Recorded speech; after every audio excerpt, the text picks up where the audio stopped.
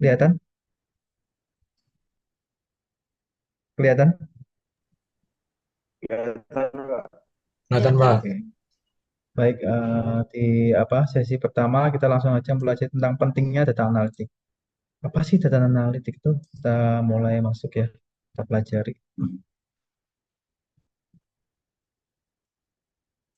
Nah, pengertian data analitik. Data analitik adalah proses pengumpulan, mengolah, dan menganalisis data mentah untuk menemukan pola, tren, dan wawasan yang berguna dalam pengambilan keputusan. Jadi, data analitik ini semacam data yang kita olah agar orang baca itu tahu uh, buat dia dasar dia untuk mengambil sebuah keputusan. Biasanya kalau kita ingin tahu kegunaan data analitik ini biasanya di perusahaan ya, di perusahaan atau bahkan mungkin kita sendiri pun juga kayak gitu. Kita mau apa melakukan langkah-langkah apa? Kalau kalian pernah main apa belajar-belajar dikit tentang saham, nah itu proses untuk data yang tampil di dashboard kalian itu juga termasuk proses dari data analitik tersebut ya. Jadi analitik ini adalah proses pengumpulan dan menganalisis data mentah untuk menemukan pola dan wawasan yang berguna dalam pengambilan keputusan. Jadi kalau kita mau ngambil kesimpulan bahwa data analitik itu apa sih? Ya, yang paling sederhana kalian kalau melihat dashboard di aplikasi tentang kemahasiswaan atau kalian kalau pernah main apa main kripto atau yang macam macam sebagainya itu ada data-data tentang kesimpulan pengambilan keputusan yaitu ya data analitik. Terus menggunakan teknik statistik, matematika, algoritma dan menafsirkan data. Jadi data analitik itu harus ada proses olahnya ya. Jadi data mentah itu bukan merupakan data analitik tapi analitiknya itu kenapa bisa disebut data analitik karena ada prosesnya. Jadi data-data mentah itu kalau cuma data mentah itu hanya berupa data. Tapi ketika data itu sudah kita olah, umpama jumlah mahasiswa baru itu berapa, terus mahasiswa yang lulusan dari ya apa SMA tertentu itu berapa, SMK itu berapa, terus nilainya yang paling tinggi itu berapa, itu udah termasuk dari data analitik. Kemudian tujuannya apa sih data analitik itu? Yaitu pertama yaitu meningkatkan pemahaman tentang fenomena keberadaan data yang tersedia. Kemudian membantu membuat keputusan yang lebih baik berdasarkan wawasan dari data. Jadi data analitik itu eh, tujuannya untuk menyajikan ya, menyajikan agar orang membaca sebuah data itu tahu tujuan intinya. Kenapa? Kenapa orang ingin melakukan sesuatu ya dari data itu. Jadi kalau perusahaan itu biasanya mereka meng-hire pegawainya untuk mengolah data, yaitu agar agar buat kesimpulan ya. Kalau sebuah manajer atau CEO, dia kalau cuma ngelihat data aja, dia pusing, dia harus ngolahnya, harus mikirnya. Makanya ada orang yang dipekerjakan di fokus tersebut, tujuannya untuk apa? Agar CEO itu tinggal apa menerima ya, menerima data yang benar-benar sudah final ya, agar dia bisa memikirkan oh kelanjutan perusahaannya itu mau dilanjutkan kemana. Seperti itu. Kemudian jenis-jenis data analitik. Ya, dia ada beberapa jenis. Yang pertama yaitu deskriptif analitik, yaitu menganalisis data untuk memahami apa yang terjadi di masa lalu. Misalnya analisis penjualan bulanan. Nah, jenis-jenis data analitik itu macam-macam. Nah, tapi kan kuncinya kan dia data yang diolah ya. Tapi macamnya itu banyak. Ini salah satu contoh yaitu deskriptif analitik. Apa sih deskriptif analitik? Yaitu memahami data masa lalu. Contoh, penjualan bulan Januari kemarin kita itu naik apa turun sih? Februari itu naik apa turun sih? Nah, kayak seperti itu. Jadi dari perspektif ya yang masa lalu ya, riwayat yang masa lalu. Kemudian yang kedua, diagnostik analitik, yaitu mencari tahu mengapa sesuatu terjadi dengan lebih dalam. Misal analisis penyebab turunnya penjualan. Nah, tadi kan kita udah tahu nih, data bulan Januari itu penjualan kita itu naik apa turun. Setelah kita tahu menurun, ya masuk ke diagnostik analitik. Itu kenapa sih data itu bisa turun, dianalisis lagi. Jadi dia sudah dianalisis mencari riwayatnya, kemudian ketangkap bahwa turun, kemudian dianalisis lagi penyebab turunnya itu apa. Maksudnya jadi diagnostik analitik. Kemudian eh, yang ketiga itu prediktif analitik. Memproyeksikan apa yang mungkin terjadi di masa depan berdasarkan pola data masa lalu. Misalnya prediksi penjualan di masa depan menggunakan model statistik. Jadi setelah kita menganalisa penyebabnya, kemudian data ini juga ada yang data analitik yang sifatnya untuk memprediksi ya, memprediksi di masa depan. Contoh penjualan bulan ini kan kita udah lumayan memenuhi target. Nah, untuk Desember nanti di mendekati tahun 2025, apakah bisa naik apa turun sih dari dari grafis yang dari kita penjualan dari Januari, Februari, Maret, April sampai hari ini. Terus untuk Desember tuh kira-kira naik apa turun. Nah, itu untuk prediksi itu nama itu juga termasuk jenis data analitik yaitu memprediktif ya. Jadi pertama tadi yang kita ketahui data analitik sebagai apa sebagai untuk melihat riwayat, kemudian menganalisis lebih dalam terhadap yang terjadi. Kemudian yang ketiga itu jenis-jenisnya yaitu memprediksi ya ke depannya bagaimana. Kemudian yang keempat, preskriptif analitik memberikan rekomendasi tindakan berdasarkan analisis data. Misalnya merekomendasikan strategi pemasaran baru berdasarkan data pelanggan. Apa sih yang keempat ini? Ya, yang keempat ini setelah kita prediksi yaitu kita memberikan rekomendasi. Contoh untuk bulan ke Desember nanti kelihatannya ekonominya agak susah ya. Kayaknya menurun deh penjualannya. Nah, terus kita memberikan lagi dari data itu, kita olah lagi eh, sebaiknya langkah-langkah yang kita ambil itu apa? Nah, itu namanya perspektif ya. Setelah data tadi dilihat penjualan perkiraannya nanti bulan Desember itu menurun, maka dia menganalisis lagi, mengeluarkan data bahwa kita harus melakukan tindakan-tindakan apa sih untuk menjaga itu biar tidak terjadi seperti itu. Jadi ini yang keempat tuh kayak gitu data yang analitik yang seperti itu. Kemudian untuk selanjutnya pentingnya data analitik yaitu pertama yaitu pengambilan keputusan yang lebih baik, memberikan wawasan yang akurat dan berbasis data untuk membuat keputusan yang lebih tepat. Jadi salah satunya yaitu pentingnya pengambilan keputusan yang lebih baik. Jadi kalau kita ada data, dasarnya kita untuk melakukan langkah-langkah ke depan tuh ada udah jelas gitu. Setidaknya kita walaupun mungkin prediksi itu bisa salah bisa benar, masih 50-50, tapi setidaknya ada dasar bahwa kita untuk mengambil keputusan ke depan itu ada dasarnya. Tidak asal kita tidak tahu apa ke depannya. Jadi ada dasar untuk mengambil keputusan. Jadi akan lebih meyakinkan langkah-langkahnya, bisa memprediksi langkah-langkahnya. Kayak gitu. Yang kedua itu meningkatkan efisiensi efisiensi operasional, memungkinkan perusahaan untuk mengidentifikasi proses yang tidak efisien dan memperbaikinya. Jadi setelah kita bisa mengambilkan keputusan yang lebih baik karena kita sudah dapat data yang lebih akurat ya ke depannya. Nah, setelah itu kita bisa mengefisienkan yang seharusnya kita kita buta ya. Bulan Desember tuh kita naik ke turun sih. Padahal kalau kita punya data analitik kita bisa tahu oh bisa turun. Setelah turun keputusannya kita sudah keluarkan rekomendasinya. Habis rekomendasinya keluar, otomatis biaya pengeluaran untuk mencapai tujuan target itu kan lebih lebih ringan. Dibandingkan kalau kita tidak tahu kita nanti Desember itu naik apa turun itu mesti biayanya kan lebih lebih gede karena kita tidak bisa prediksi ya. Oh, nanti naik kapan terus setelah kita fokus umpamanya yang menurun itu gara-gara ekonomi yang sulit. Berarti kita harus menurunkan biaya produksinya. Nah, kalau kita tidak tahu nurun apa naik, kita tiba-tiba jor-joran di biaya produksi, nanti akan merugikan tidak efisien gitu. Jadi tujuannya, jadi keuntungannya data analitik ini bisa mengefisienkan itu sehingga langkah-langkah kita itu tidak mubazir gitu istilahnya seperti itu. Kemudian yang ketiga, memahami pelanggan dengan lebih baik. Menganalisis pola pola perilaku konsumen untuk menciptakan strategi pemasaran yang lebih efektif.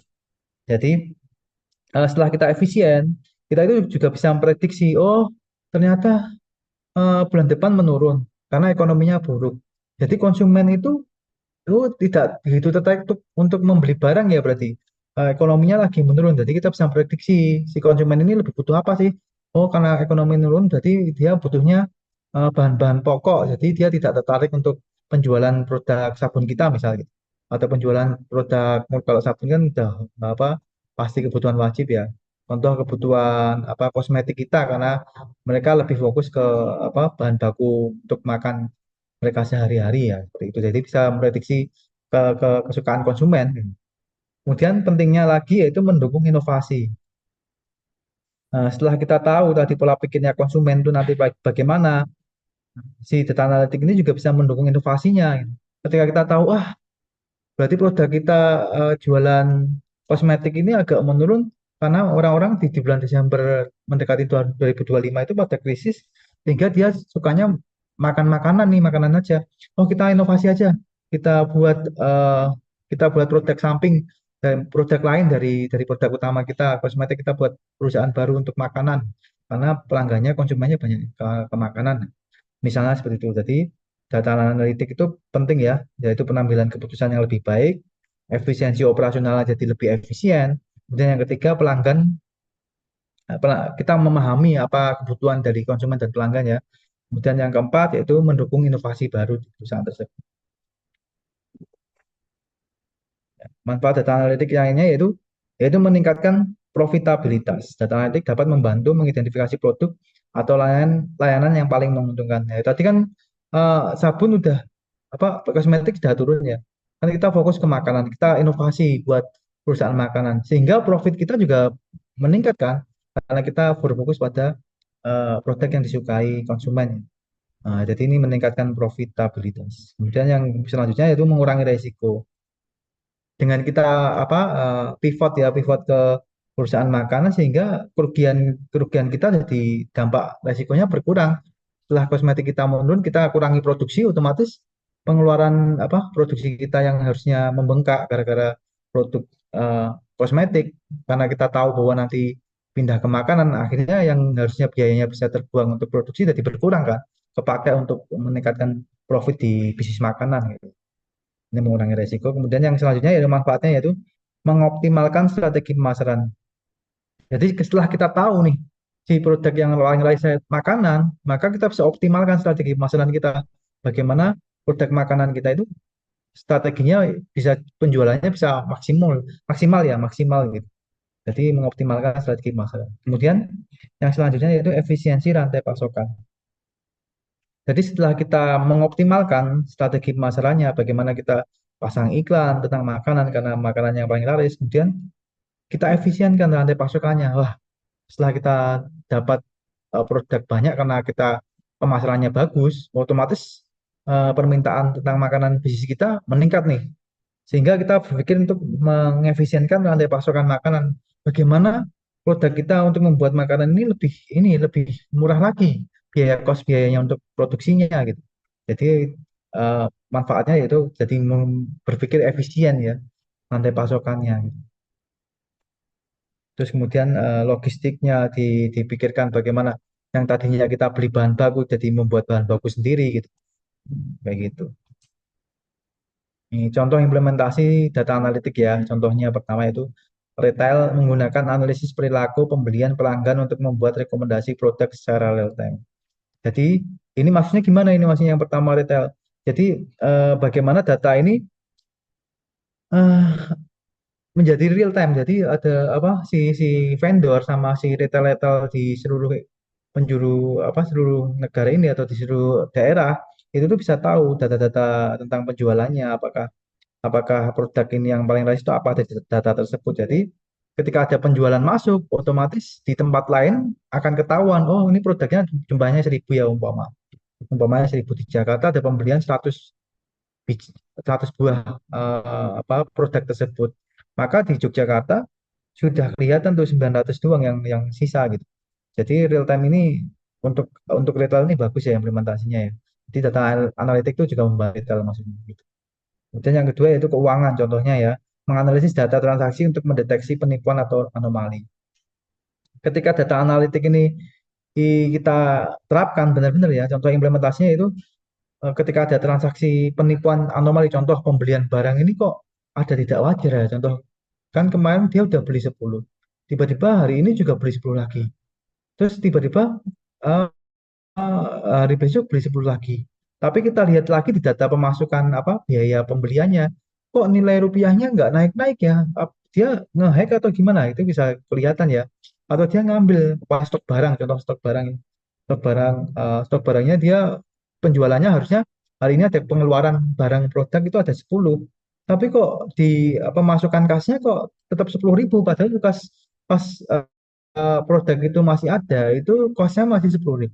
Tapi setelah 10 produk itu hilang, kasnya tetap 10.000. Ini anomali data ini bisa ketahuan dengan data analitik ya. Kemudian yang ketiga itu kesehatan. Menggunakan analitik prediktif untuk memperkirakan pola penyakit dan personalisasi perawatan pasien. Jadi dalam segi kesehatan kita juga bisa melihat ya, si umpamanya kita punya sakit sakit apa ya, mah yang sebelumnya kita sakit mahnya itu kalau sakit kalau kita nggak makan saja, tapi tiba-tiba kalau kita udah makan tapi kok tetap sakit mah ya, apakah ini ada efek lainnya? Setelah dilihat, tentu ternyata kemarin tuh lambungnya itu sempat terluka sehingga lukanya ini jadi membesar. Nah, itu data analitik itu bisa memprediksi. Kalau kalau kemarin kita check up itu bulan Februari, ketika Juli kok besarnya udah 2 kali lipat. Jadi nanti kalau Desember kira-kira 3 kali lipat bisa meninggal nih orang gitu kan. Nah, itu untuk prediktif ya, untuk prediktif analisanya. Jadi contoh implementasinya di kesehatan kayak gitu. Kemudian di manufaktur, itu optimisasi proses produksi dengan analisis data operasional secara real time. Jadi kalau di manufaktur, kalau kita eh, kita ini manufaktur contoh pabrik ya. Kalau kita masukkan data bahan baku, pokoknya kita bahan baku ini ya roti gitu kan. Kita ada gandum berapa, pokoknya 100 kilo gandum jadi 10 roti. Itu kita bisa real time, oh kemarin jadinya cuma 9 roti untuk hari ini. Berarti sisanya gandum berapa sih? Gitu. Jadi bisa ketahuan semuanya ya. Jadi real time di data analitik ini juga berpengaruh di situ. Jadi sehingga ketika ketika si pembeli pembeli bahan baku ini bisa tahu, oh besok mau produksi lagi nih, sehari aja udah habis 9 nih. Berarti besok juga habisnya 9, saya harus beli bahan baku lagi. Kalau bahan bakunya sisa ini digunakan ya habis itu nggak bisa ngulang lagi kalau belinya 2 hari setelahnya gitu. Jadi untuk optimisasi produksi produksi ya untuk data analitik. Kemudian kesimpulan, data analitik adalah alat yang sangat penting untuk memahami data, memprediksi hasil, dan membuat keputusan yang lebih baik. Terus penggunaan data analitik membantu berbagai sektor meningkatkan efisiensi,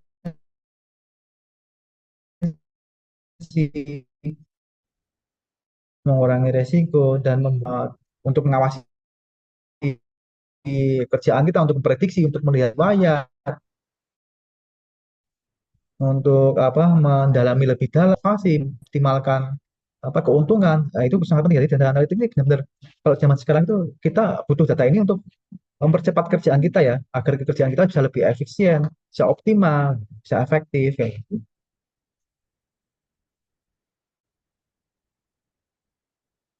Itu ini nanti aja tugas prakteknya. Sampai sini ada yang ingin ditanyakan? Kalau tidak saya lanjut lagi. Gimana? Mbak Ranu ya, nanti kalau yang aktif nanti tolong dibantu dicatat ya, Oh ya teman-teman Pak. yang tanya. Ya, ada yang ditanyakan? Pak, itu kita izin bertanya Pak. Oh ya, silakan. Ya, Berarti kan ini kan dia. menganalisis itu buat memprediksi gitu kan Pak. Nah, kalau misalnya Mm-mm. kayak bencana alam gitu, bisa nggak Pak dianalisisnya pakai ini? Kayak Oke. mempertimbangkan apa misalnya jumlah korban atau kerusakan gitu, biar Hmm, bisa diantisipasi gitu. baik. Satu-satu dulu ya, Mas Nandan nunggu dulu ya. Mas Mbak Dia terkait ini ya bencana alam ya. Kalau di pengalaman saya kan saya juga punya saudara di BNPB ya, Badan Penanggulangan Bencana gitu. Dia kan juga kerjasama sama BMKG. Sebenarnya BMKG ini tugasnya juga semacam dia punya data tersendiri. Jadi menganalisa sebuah data-data. Tapi memang memang kita kalau memprediksi sesuatu itu tuh tidak bisa memastikan ya, karena apalagi alam dan data yang untuk alam ini kan lebih banyak ya variannya ya. Jadi kalau kita memprediksi sesuatu yang untuk sampai saat ini tuh sebenarnya bisa-bisa aja, tapi tetap hasilnya itu 50-50 ya, tidak bisa memastikan bahwa hasilnya benar-benar pasti gitu. Karena data yang dianalisis banyak banget, karena alam itu kan yang berpengaruh itu bukan hanya dari data gempa atau data tingginya air laut, tapi pergerakan dalam bumi pun juga ada gitu. yang alatnya di dunia itu, di dunia ini pun belum ada yang memiliki untuk melihat di dalam bumi pergerakannya gitu. Karena keterbatasan itu sehingga prediksi itu ada di BMKG itu menganalisa terus, tapi memprediksi pastinya itu belum belum bisa. Tapi arahnya tapi arahnya namanya prediksi itu kita harus mempunyai mindset bahwa 50-50 ya. Apapun apapun apa halnya, pokoknya kita udah pasti nih prediksi tentang nilai kita. Kalau nilai kan kalau nilai kan pokoknya kita prediksi kalau nilai apa lolos sekarang apa lolos di universitas gitu kan. Nilainya kan udah poin-poinnya udah jelas. Kalau kalian nilainya 3 nilai itu paling tinggi, ya udah kalian mesti lolos kan. Karena variabel untuk pertimbangannya itu udah jelas gitu.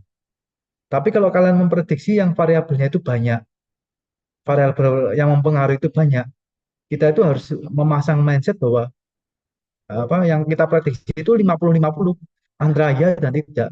Dan kita cuma meyakini aja bahwa itu iya atau tidak, seperti itu.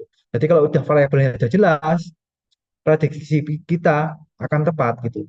Semakin kita banyak variabel yang jelas, itu semakin tepat prediksi kita. Kayak gitu sih. Yang pengalaman saya kayak gitu. Gitu Mbak Tia. Oke, terima kasih banyak Pak. Hmm, ya gitu. Mas Nanda silakan. Ya, terima kasih Ya, kesempatannya perkenalan nama saya Nanda Pak. Saya mau ya. bertanya untuk data analitis sendiri kan pastinya memprediksi sesuatu di masa depan, terutama di dalam Ya. bisnis ya. Yang Hmm, mana pasti dalam prediksi itu pun ada namanya strategi yang dibuat untuk menghadapi prediksi tersebut. Namun hmm, ketika dalam sebuah bisnis atau biasanya seorang bisnis development gitu Pak, hmm, melakukan strategi dan atas prediksinya tersebut, tapi pada kenyataannya misalkan di bulan depan gitu prediksinya. Nah, itu hmm, salah ataupun ada semacam apa ya variabel lain yang tiba-tiba datang misalkan kayak pernah kita hmm, alami kayak COVID gitu Pak. Jadi banyak yang hmm, layoff ataupun segala macam. Nah, itu bagi hmm. seorang business development itu biasanya melakukan apa ya? Antisipasinya tuh kayak gimana Pak? Apakah saat itu langsung dibuat strategi baru ataupun menganalisa dulu nih apa yang terjadi gitu Pak. Terima kasih. Baik, Mas Nanda. Baik. Berdasarkan pengalaman saya, semenjak pandemi ini di semua instansi pemerintahan, instansi swasta, BUMN, itu tuh sekarang gencar-gencarnya untuk menerapkan manajemen risiko. Nah, sebenarnya manajemen risiko itu apa? Ya itu dia ditugaskan untuk memanajemen kira-kira apa sih dampak yang akan terjadi, yang variabel-variabel yang ibaratnya variabel yang kayak COVID ini kan kita nggak ngebayangin sebelumnya ya. Sebelumnya kita nggak pernah ngebayangin setelah kejadian COVID tersebut. Semua perusahaan sekarang untuk standar ISO itu harus mewajibkan manajemen risiko. Jadi sekarang udah di setiap perusahaan itu udah ini ya membuat sebuah ini aturan untuk memfokuskan manajemen risiko agar agar hal seperti ini variabel-variabel baru ini bisa setidaknya bisa diantisipasi terlebih dahulu gitu. Jadi memang variabel-variabel baru ini memang ini ya kita kalau kita menemui di dunia nyata, makanya kalau kita memprediksi sesuatu yang bisa memastikan itu tepat apa enggak, ketika variabel itu kita kuasai semua, kita dapat semua. Tapi ketika ada variabel baru yang kita tidak tahu tiba-tiba masuk, ya jangan kita harus memikirkan di mindset kita bahwa 50-50 hasilnya pasti kayak gitu. Jadi yang ditanyakan tadi kan terkait ini ya, eh, yang kamu maksud itu terkait kira-kira untuk memprediksi variabel-variabel yang baru itu ya, ya belum nangkap begitu ini, Mas Anda. Ya Pak, sudah Oh, Pak. Terima kasih. yang sebenarnya yang ingin diketahui tentang apanya, Kalau saya Mas sih Anda lebih tadi? ke arah ini ya Pak, apa maksudnya kayak tindakan seorang pengambil keputusannya ketika memang ada variabel yang datang itu berdasarkan pengalaman Bapak itu langsung apa ya, ibaratnya kayak langsung mengadakan rapat untuk memprediksi lagi berdasarkan data variabel yang datang ini atau seperti apa gitu Pak keputusan yang diambil. Oh, untuk sekarang itu perusahaan-perusahaan itu udah ada timnya sendiri. Jadi ada pembentuk tim yang memprediksi setiap poinnya itu variabel-variabel apa yang bisa memungkinkan terjadi perusahaan ini kolaps. Contoh, ada yang dia main risk itu ada tentang keuangannya. Keuangan itu harus standarnya ada ditentukan gitu. Kalau standar yang aman tuh dia keuangannya harus memiliki kayak gimana ketika ada krisis. Jadi keuangan itu aman gitu. Keuangan tidak kolaps terus dari segi pegawai. apakah SOP pegawai ketika pegawainya banyak yang mangkir atau terjadi ya ada orang yang potensi-potensi kerjanya malas-malasan itu ada yang menganalisa data-datanya gitu. Oh ini ada potensi kecenderungan bahwa pegawai-pegawainya itu kerja kok tidak termotivasi, ada lembur dia tidak mau dan banyak hal. Ya itu tuh sekarang ada timnya sendiri yang untuk menganalisis itu. Jadi setiap perusahaan sekarang untuk mengantisipasi hal yang yang sifatnya variabel baru tersebut itu ada timnya sendiri untuk menganalisis itu. Jadi kalau yang dulu secara kerjanya mereka ya dadakan ketika ada kejadian COVID ya ngatiin rapat terus nyelesain solusi. Tapi sekarang udah ada timnya sendiri yang dia bertanggung jawab atas ketika ada variabel baru dia udah punya SOP-nya kayak gitu Mas Nanda. Kalau yang perusahaan-perusahaan yang sekarang ya ada manajemen risk gitu. Kayak gitu. Berarti Gitu itu Mas Nanda. masih itu ya Mas, Pak, masih apa namanya, bagian dari tim data analytics juga ya? Tapi di Iya, luar dari sebagai business development ya, maksudnya di luar sebagai strategi gimana mengembangkan bisnis atau apa, dia fokusnya untuk ancaman aja gitu Pak. iya, ada timnya sendiri. Jadi ada tim untuk manajemen risiko. Jadi dia fokus untuk mencari mana mana mana poin-poin mana yang dia memiliki risiko yang gede kayak gitu. Jadi beda beda tugas antara tim utama. Tapi di di di sebagian perusahaan yang ini ya, yang UMKM kecil kayak gitu masih gabung ya. Tapi kalau perusahaan yang sesuai yang besar yang dia punya standar ISO yang internasional itu biasanya dia punya sendiri karena dia kerjanya fokus dan banyak kan dia harus menganalisis setiap resiko-resiko di tiap bagian. Jadi dia bekerjanya fokus untuk menganalisis resikonya aja. Jadi punya tim datanya sendiri, punya penganalisis resikonya sendiri. Gitu Mas Nandan. Baik Pak, terima kasih atas jawabannya. Ya, oke baik. Selanjutnya Mbak Siti. Izin bertanya, Kak. Tadi Ya. Bapak sudah menjelaskan tentang mengapa data analitik itu penting. Di poin nomor 3, ada tentang memahami pelanggan lebih baik.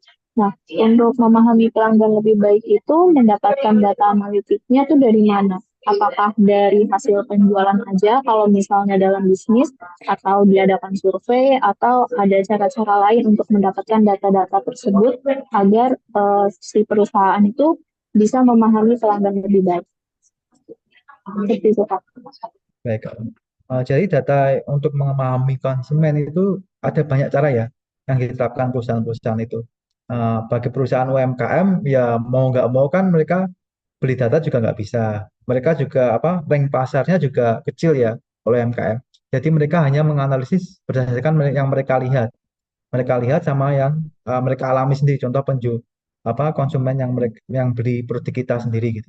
Itu biasanya UMKM tuh cara analisisnya kayak gitu. Tapi kalau perusahaan yang sudah besar itu biasanya mereka ada tim survei sendiri. Ada yang kayak gitu sistem tim survei sendiri. A- Ada yang mereka meng-hire tim survei atau ada yang ketiga itu caranya yaitu membeli data survei. Jadi ada tiga kalau tim perusahaan besar itu ada tiga. Satu punya punya tim survei sendiri. Yang kedua mereka pakai pihak ketiga. Yang kedua pihak ketiga. Terus yang ketiga itu mereka beli. Ya kayak contoh kita Tokopedia kita ambil Tokopedia. Tokopedia mereka tidak beli, tapi mereka punya data sendiri, tim survei sendiri. Dasarnya dari mana? Dari aplikasi kalau Tokopedia. Tapi kalau perusahaan-perusahaan lain seperti perusahaan sabun yang perusahaannya udah gede ya, mereka ada yang meng-hire tim survei pihak ketiga karena tim survei sekarang udah berkembang ya, bukan hanya prediksi pemilu atau pilkada ya, tapi juga ke produk ya. Banyak kan kayak gitu mereka tim survei-survei ini udah canggih sekarang menawarkan ke perusahaan-perusahaan besar untuk menggunakan jasanya. Kemudian ada yang mereka membeli data karena yang jual data juga banyak terkait hal tersebut ya kayak gitu Mbak Nuraila. Mbak Siti ya gitu ada Iya, Mbak, terima cukup. kasih. Oke. Cukup. Ya silakan Mas Raja. Oke, Halo Pak. Pertanyaan saya sebenarnya, tadi kan Bapak sempat menjelaskan bahwa data analytics ini salah satu tujuannya adalah memutuskan, membantu untuk membuat keputusan sebuah perusahaan ke depannya gitu. Hmm. Kalau misalkan memutuskan suatu langkah by data, berarti kan itu by number ya Pak. Nah, Hmm, hmm, hmm, hmm, hmm. saya pernah baca beberapa misinterpretasi dari data analytics di company besar kayak Netflix gitu Pak. Jadi Hmm. eh karena by number, jadi waktu itu tuh ada salah satu series yang baru Hmm. jalan satu season, tapi akhirnya diberhentiin, gak dilanjutin karena by number itu growth-nya kecil, tapi sebenarnya sentimennya tuh baik. Kalau itu kan berarti ada misinterpretasi dari data analytics-nya ya, Pak. Kalau Hmm. kayak gitu cara penanggulannya gimana, Pak? Karena itu kan Eh, krusial ya untuk keputusan perusahaannya. jadi gini, kembali lagi ke preferensinya ya. Dia mau ngambil pay apanya gitu. Jadi kita kita kembalikan aja kebutuhannya untuk melihat dari apa. Kadang-kadang kita melihatnya pay numbernya atau pay itunya. Tadi kita harus melihat dulu kebutuhannya untuk mencari apa gitu.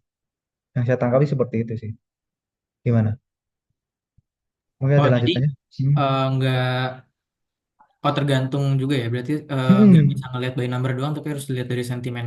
Eh, Sentimennya. Jadi gini, kebutuhannya makanya sebenarnya data ini tuh gimana? Prediksi ini pun sebenarnya tergantung kebutuhan. Kalau kita mau contoh ya, kalau kita lihat di ramai di pilkada kayak gitu, itu tuh kadang kita mau bisa kita atur bagaimana data ini sesuai dengan keinginan kita gitu.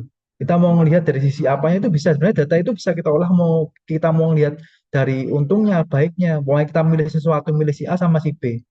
Kalau kita pertanyaannya kita rubah dikit, itu hasilnya akan berbeda. Yang tadinya kita banyak seneng yang B, kita rubah dikit bisa hasilnya kayak yang seneng yang A. Jadi tergantung si si kebutuhannya si kebutuhan yang ingin lihat lihat ini hasilnya gitu. Contoh kayak perusahaan sabun tadi yang saya jelaskan ya. Perusahaan sabun karena dia kebutuhannya apa, saya ingin lihat apa sih produk baru yang dari bisa dikembangkan dari sebuah sabun yang banyak orang sukai gitu. Apakah dari baunya, apakah dari apa manfaatnya, kan dia bisa bisa request gitu. Kalau dia pengennya dari apa, makanya sebenarnya survei itu tergantung dari keinginan si si apa pengguna jasanya ya. Mereka mau lihat dari apanya, makanya kembali lagi tujuannya untuk apa. Kalau mau lihat sentimennya ya mereka fokusnya ke sentimennya gitu. Kayak gitu Mas aja. oke, baik. Terima kasih, Pak. Terima kasih Mas Raja. Oke, ada lagi? Kalau tidak, saya lanjutkan.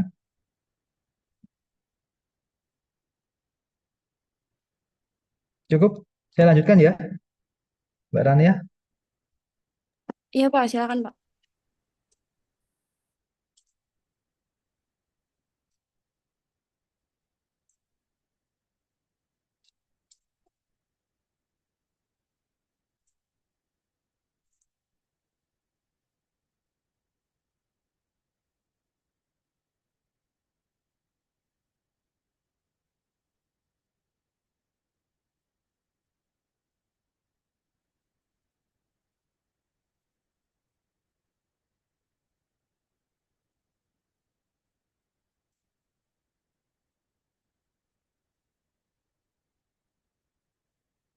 Oke, tadi pertanyaannya bagus-bagus semua ya.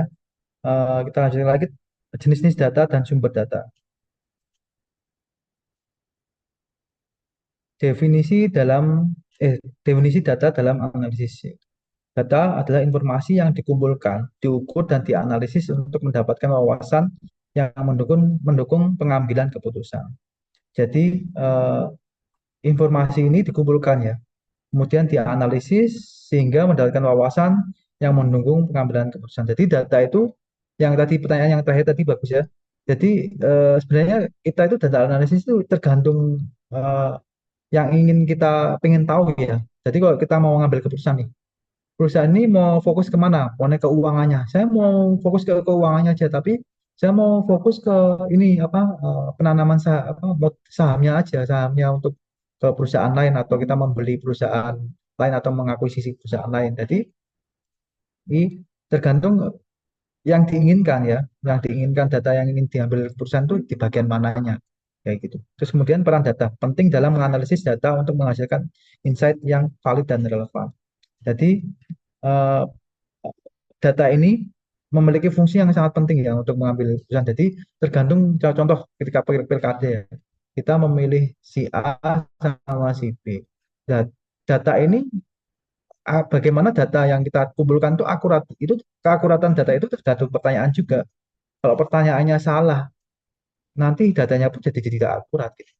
Jadi peran data ini sangat penting ya, data awalan sebelum kita menganalisis. Walaupun analisis itu juga penting, tapi sebelum kita masuk ke analisis, data awalan sebelum dianalisis itu juga sangat penting. Kalau kita salah pengambilannya salah juga akan jadi kacau juga ya. Kemudian jenis-jenis data. Data terstruktur, yaitu definisi data yang sudah dalam format terorganisir seperti tabel dan spreadsheet. Ya, ini data terstruktur ya bentuknya itu sama ya, formatnya sama, sehingga ngolahnya akan lebih mudah ya. Contohnya data dari database relasional misalnya MySQL dan Postgre. Nah, ini data-data yang ibaratnya udah sama, mulai nama, NIK, terus jenis kelamin, alamat, ya itu umum lah semuanya di satu spreadsheet isinya ya udah rapi. Kemudian yang kedua itu data tidak terstruktur, data yang tidak memiliki format atau struktur tetap. Kayak contoh, data-data seperti teks, video, audio, gambar, ya itu kan datanya wujudnya berbeda dengan data yang kayak nama, jenis kelamin dan macam-macamnya itu ya, itu kan teks semua. Ini macam-macam, ada teks, ada video, ada audio, itu kan tidak terstruktur macamnya. Kemudian yang ketiga itu data semi terstruktur, data yang memiliki elemen terstruktur tapi tidak dalam format yang sepenuhnya terorganisir. Ini maksudnya apa? Kalau kalian nanti belajar database ya, database itu ada namanya XML, JSON, dan data log atau dari aplikasi. Ini data-data yang sifatnya antar aplikasi API. Jadi wujud-wujudnya itu seperti apa? Kalau nanti saya praktekkan, pas kita praktek, nanti kalian lihat sendiri ya data-datanya. Seperti kalau kalian pernah download satu aplikasi yang hasilnya itu XML, kayak ada petik koma kayak gitu ya, itu data yang semi terstruktur. Walaupun itu kayak berantakan, tapi itu sebenarnya terstruktur. Jadi masuknya ke semi. Itu karena data-data aplikasi itu. Kalau JSON ini data contoh kalau pengiriman antar aplikasi biasanya pakainya JSON. Kemudian data log dari aplikasi ini data-data log yang sifatnya data-data tentang informasi aplikasi. Kalau yang kita lanjut lagi, sumber data primer. Jadi sumber data itu ada macam, yaitu ada data primer dan data sekunder. Nah, contohnya definisi data yang dikumpulkan langsung dari sumber asli melalui survei, wawancara, dan eksperimen. Jadi data primer ini data utama ya, yang kita langsung ambil langsung dari survei dan wawancara. Kemudian contoh hasil kuesioner, wawancara pengguna, dan pengamatan langsung. Ini yang data-data benar-benar tanpa diolah ya, tanpa diolah. Itu merupakan data primer. Terus kemudian yang kedua itu data sekunder. Apa sih data sekunder itu? Data yang dikumpulkan dan disusun oleh pihak ketiga. Biasanya sudah diproses atau dipublikasikan sebelumnya. Contoh laporan riset pasar, artikel ilmiah, data statistik, data pemerintah. Jadi kalau data sekunder itu data yang sudah diolah ya. Jadi sudah datanya sudah dibersihkan. Dan kadang-kadang kalau data sudah dibersihkan ya data yang tergantung preferensi yang ngolah ya. Kalau dia ingin menampilkan pasar yang untung atau pasar riset pasar terkait produk tertentu yang penjualannya paling banyak, dia pengennya penjualan paling banyak yang ini gitu. Ya udah diolah kayak gitu. Kita tidak bisa memastikan bahwa data yang tersebut tuh kalau kita olah lagi itu tuh akurat karena datanya sudah diolah sebelumnya. Ibaratnya udah diolah oleh pengolah pertama ya. Oh, data primer ini data yang benar-benar hasil langsung ya dari kuesioner, melalui kuesioner atau wawancara pengguna langsung atau pengamatan langsung. Kemudian sumber-sumber data. Nah, sumber data ada internal, ada eksternal. Yang pertama yaitu internal, yaitu data yang berasal dari dalam organisasi atau perusahaan. Contoh data penjualan, data inventaris, data keuangan perusahaan. Ini data-data internal tuh banyak ya, ada data penjualan, inventaris, data keuangan, data perusahaan. Terus data eksternal itu apa? Data yang berasal dari luar organisasi. Jadi contoh data dari media sosial, laporan riset, data pihak ketiga. Kalau contoh kasus kita di UMKM, data internalnya apa? Ya data penjualan kalian ya, perusahaan tersebut ya, data penjualan kalian, data pembelian bahan baku, itu internal. Eksternalnya apa? Data yang ada di luar. Contoh ada berita, ada koran yang memberitakan tentang penjualan kita ya, penjualan kita apa penjualan kita laris nih, penjualan kita paling apa paling bersih, paling cinta lingkungan, tidak membuang sampah sembarangan. Itu kan data dari luar. Yang melihat itu dari sisi luar, orang luar ya, bukan internal kita ya. Karena dia melihat dari pihak ketiganya gitu. Dia melihat dari media sosial atau mungkin dari luar, bukan dari kita, dari perusahaan UMKM tersebut, dari dalam UMKM tersebut. Kecuali kalau data internal itu dikasihkan ya, contoh data UMKM tersebut dia punya data penjualan baksonya dia, terus dia kasihkan ke media korannya, yaitu namanya tetap data internal karena kita yang ngasih kan data kita yang ngasih, bukan data bukan orang lain melihat kita gitu, kayak gitu, data internal dan eksternal. Kemudian jenis-jenis data berdasarkan skala pengukuran. Ini ada data nominal, contoh data yang dikategorikan tanpa urutan, jenis kelamin, negara asal. Data nominal itu data yang dikategorikan tanpa urutan, tidak ada urutannya yang jelas. Kemudian data ordinal, data yang memiliki urutan atau tingkatan, tapi jalannya tidak terukur secara numerik. Ya, contoh peningkat dalam lomba, tingkat kepuasan, sangat puas, puas, dan terlalu. Jadi bedanya nominal sama ordinal itu, nominal itu lebih umum. Contoh Indonesia, dia negara asalnya Indonesia. Yang satu apa US atau Malaysia. Eh, Antara Indonesia dan Malaysia kan sama-sama negara ya, yang tidak punya tingkatan ya. Itu namanya data nominal. Terus jenis kelamin perempuan sama laki-laki. Ya, itu kan setara ya. Jadi tidak ada itu masuknya data nominal. Kalau ordinal itu kayak semacam kamu mahasiswa mahasiswa semester 1, sama mahasiswa semester 3, sama semester 5. Itu kan ada tingkatannya, 1, 2, 3, sama 5. Nah, itu namanya data ordinal. Tapi kalau data mahasiswa aja itu enggak. Yang membedakan pilihannya itu banyak ketika dipilihan ketika kita ngisi Google Form itu kamu tuh mahasiswa, dosen atau itu kan nggak ada tingkatan. Tapi kalau ada pangkat ya, kalau mau ketua kelas atau anggota, nah itu kelas apa anggota itu udah ada pangkatnya, berarti ordinal. Jadi pilihan di datanya itu tidak ada atas bawah, itu baru nominal. Tapi kalau ada atas bawah atau ada kepangkatan urutannya, itu baru ordinal. Begitu. Kemudian jenis-jenis data berdasarkan skala pengukuran. Nah, ini berdasarkan skala pengukuran ada dua ya kalau di sini ya, yang saya rangkum yaitu data interval. Itu data numerik yang jaraknya dapat diukur tetapi tidak memiliki titik nol absolut. Jadi data numerik, jadi jaraknya itu diukur tapi tidak memiliki titik nol absolut. Jadi suhu, contoh ini ya, suhu dalam Celcius dan Fahrenheit. Jadi ada interval yang jelas ya. Kalau rasio itu adalah data numerik dengan jarak yang dapat diukur dan memiliki titik nol absolut. Jadi berat, tinggi, pendapatan. Jadi data rasio itu data yang ada eh, bedanya di angkanya ya. Jadi jarak yang diukur itu memiliki titik nol. Jadi ada titik nolnya, berat nolnya itu berapa. Sedangkan di suhu itu kan ada minus, ada plus ya. Terus perpindahan Celcius sama Fahrenheit itu masih rancu gitu. Jadi data interval itu ada kayak semacam apa ya, titik di mana tidak ada batas bawahnya gitu. Kalau berat sama tinggi kan ada nolnya, ya. Gak mungkin orang itu tingginya minus gitu. Itu kan gak mungkin. Ya, jadi itu ada rasionya. Data itu merupakan data rasio oleh data nol. Sedangkan kalau interval itu suhu itu masih bisa minus kan dalam kenyataan di alam gitu. Kalau di berat umum kan nol, paling bawah kan tetap nol. Walaupun kita bisa ngomong bahwa beratnya itu minus, tapi kan secara fakta berat kita itu nggak mungkin minus. Ya paling rendah ya nol, nggak ada beratnya gitu. Gitu. Jadi data rasio itu data yang titik nolnya itu absolut benar-benar nol. Bukan karena kita tidak bisa mendeteksi nilainya, tapi benar-benar nol. Kayak gitu. Kalau interval tuh pasti di nolnya itu nol yang tidak absolut, ada minus. Dan itu pasti terjadi kan, minus itu ada.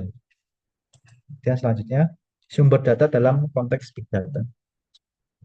Ini big data ya. Jadi eh, apa sih sumber data dalam konteks big data? Contoh ya data media sosial. Nah, contoh sumbernya platform Twitter, Facebook, Instagram, penggunaan analisis sentimen perilaku konsumen. Contoh penggunaannya yaitu sebagai analisis sentimen atau perilaku konsumen. Jadi kalau kita bayangkan big data itu ya banyak ya. Terus apa yang bisa kita gunakan dari di platform-platform tersebut yaitu menganalisis sentimen. Kayak contoh kalau kalian pernah lihat di berita atau di apa di website atau di macam-macam terkait sentimen positif atau negatif tentang tayangan tayangan apa film atau tayangan media lain gitu.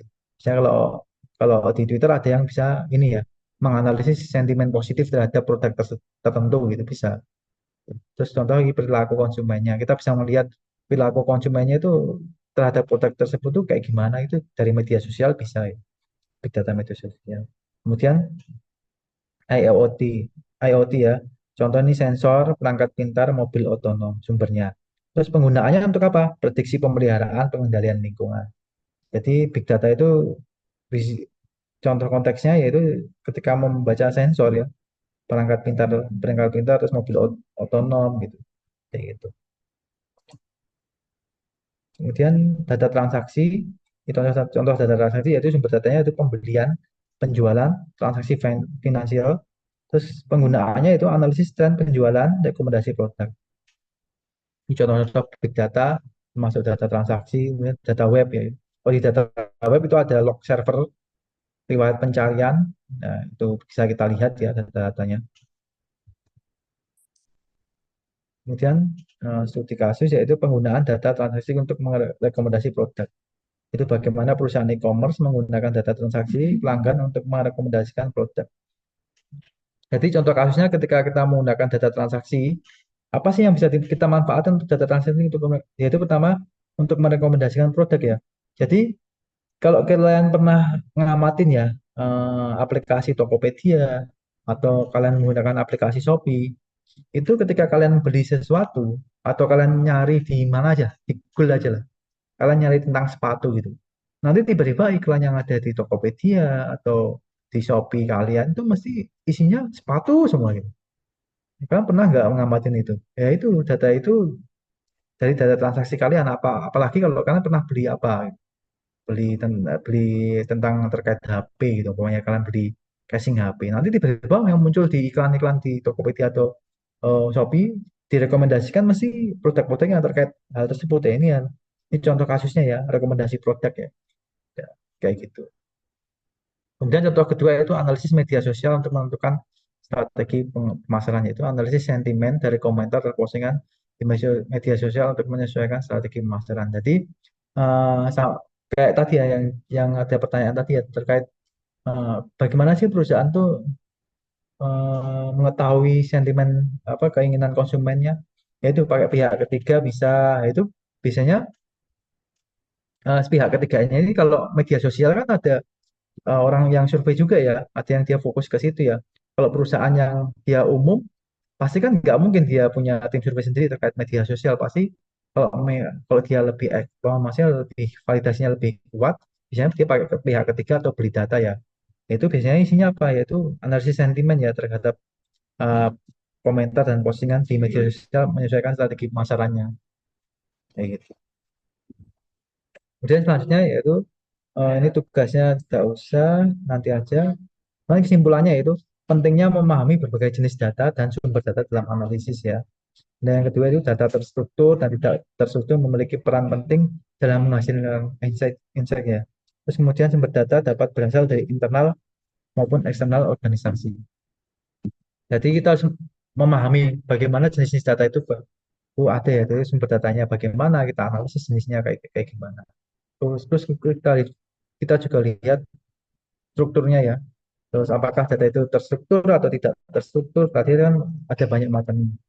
Itu ada yang jenisnya yaitu rapi, jenis kelamin. Terus ada yang dia eh, tingkatannya ada.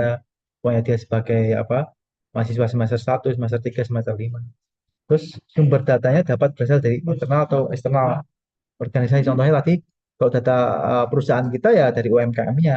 Kalau dari eksternal dari sudut pandang orang organisasi di luar kita gitu. Contohnya dari apa tim ini ya apa orang yang mau lihat perusahaan kita UMKM kita kayaknya si apa UMKM tersebut yang jualan ayam itu kayaknya penjualannya banyak ya. Itu kan yang ngira-ngira pihak di luar kita ya. Kalau kita yang ngasih data bahwa kita penjualannya sebenarnya banyak loh. Nah, itu dari internal. Kalau eksternal itu dari sisi orang yang lihat kita. Ya. Sampai sini ada yang ditanyakan? Kalau enggak, saya lanjut lagi. Saya lanjut ya. Ada yang tanya? Saya lanjut ya. Oke.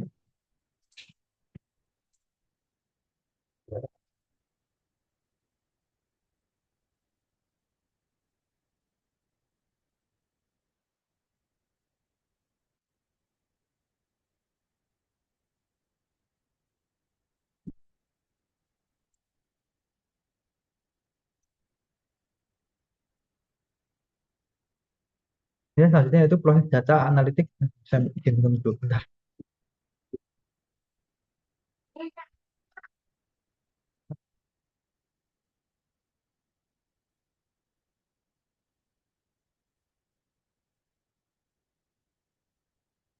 Oke, baik. Kita lanjut ya. Proses data analitik dari pengumpulan hingga pelaporan. Kita mulai tahap pengumpulannya dan pelaporannya ya. Pengertian data analitik. Ini seperti tadi yang sudah dijelaskan di awal, yaitu data analitik adalah proses menganalisis data atau menemukan pola hubungan wawasan yang dapat membantu dalam pengambilan keputusan yang lebih baik. Jadi manfaatnya itu untuk memahami tren, pola data, membantu pengambilan keputusan berdasarkan data, gitu. Seperti yang tadi dijelaskan di slide pertama ya. Kemudian tahapan proses data analitik. Ya, prosesnya apa sih? Apa aja sih untuk menghasilkan sebuah data analitik? Ada banyak tahapannya ya. Ini kan salah satu ini yang saya tampilkan yaitu berdasarkan yang saya baca ya. Yang pertama itu pengumpulan data. Kita kumpulkan dulu datanya, bisa melalui survei atau bisa kita beli ya, atau dan sebagainya ya. Terus kemudian pembersihan data. Habis data itu dikumpulkan, kita tidak bisa data mentah itu kita olah semuanya gitu. Kadang-kadang dari data yang kita dapatkan itu data-data itu ada yang data-data itu yang menyebabkan kalau kita olah semuanya itu bisa menyebabkan keputusan hasilnya nanti jadi buruk ya. Jadi ada data-data yang sifatnya contoh kalau saya dulu pernah di apa di instansi pemerintahan Badan POM itu kan dia menganalisa data survei terkait pelayanan pelanggannya. Nah, kadang-kadang si pelanggan tersebut tuh ngasih nilai tidak sesuai dengan apa karena dia terbawa emosi ya kan konsultasi di BPOM itu kan nggak semuanya itu puas ya. Tapi kadang-kadang ada yang dia terbawa emosi karena peraturan karena produknya dia sebenarnya melanggar peraturan. Tapi sudah dijelaskan terkait itu melanggar, tapi dia karena tetap tidak bisa melobi ya. Dia merasa marah sehingga memberikan nilai buruk pada instansinya. Data-data seperti itu kan tidak menggambarkan bahwa pelayanan dia baik apa buruk gitu. Pelayanan si BPOM itu baik apa buruk. Makanya data-data tertentu itu harus dianalisa, harus dibersihkan. Kalau itu tetap diambil data tersebut, nah, maka akan mempengaruhi hasilnya ya. Dari survei kepuasan pelanggannya jadi berubah gara-gara dia tidak menilai servisnya tapi malah menilai bahwa kenapa aturannya tidak bisa dirubah gitu.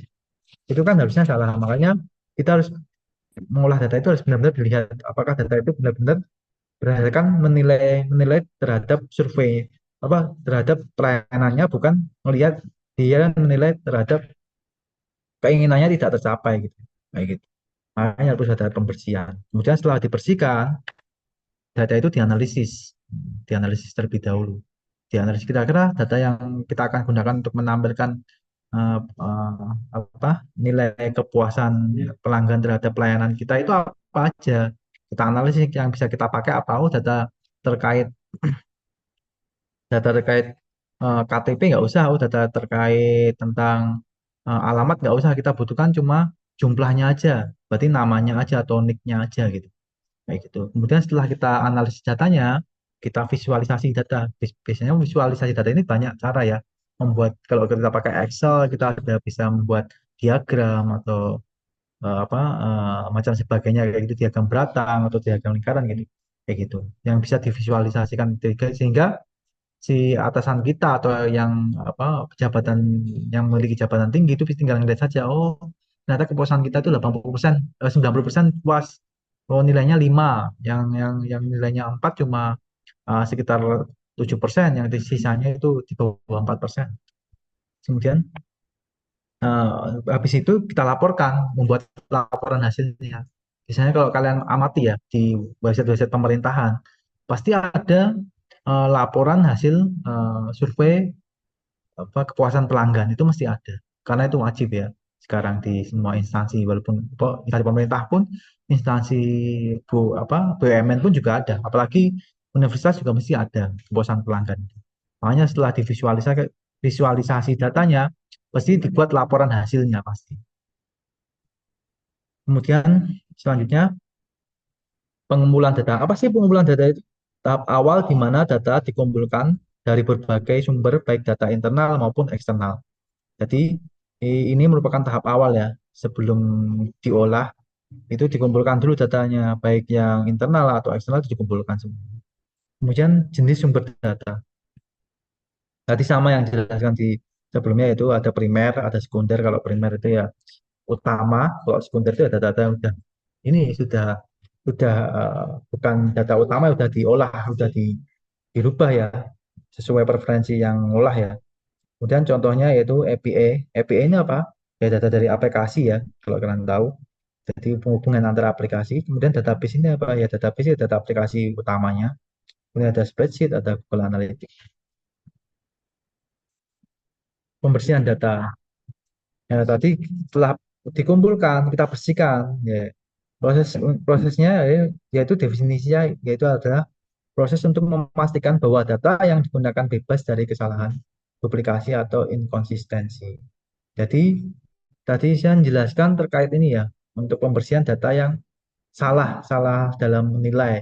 Dia menilai terhadap karena keinginannya tidak apa tidak di maksudnya tidak terpenuhi terkait perubahan peraturan. Padahal peraturannya jadilah umpamanya kita tidak boleh menggunakan borak, tapi dia maksa marah-marah dan apa kita menolak untuk menerapkan itu. Tapi kan sama dia bukan pelayanannya yang dinilai, tapi malah karena dia tidak apa diakomodir harapannya dia sehingga dinilai jelek sama dia. Ya, itu kan data yang salah ya. Itu mempengaruhi penilaian ya tidak akurat ya. Jadi menyebabkan tidak akurat terhadap penilaian terhadap pelayanan ya. Jadi itu data-data yang salah kayak gitu tuh dihilangkan biasanya, dibersihkan. Kemudian data-data yang double. Contoh si A, si nomor KTP A ini, dia menilai 2 kali atau 4 kali. Ini kan terus di waktu yang sama. Nah itu kan juga mempengaruhi ya, makanya data-data kayak gini itu biasanya dihapus. Sehingga disisakan satu. Terus kemudian data yang inkonsistensi. Ya ini kalau kalian pernah tes apa ya, tes kejiwaan gitu. Biasanya mereka memberikan apa isian form itu pertanyaannya itu hampir mirip-mirip ya. Yaitu kenapa dia membuatkan hampir mirip itu untuk memastikan bahwa kalian kalian itu menjawab si form tersebut itu apakah konsisten atau inkonsisten gitu. Yaitu memastikan bahwa kalian itu bohong apa tidak. Jadi inkonsistensi ini mempengaruhi juga. Jadi kalau orang ini kok nilainya 5 5 semua atau satu satu semua.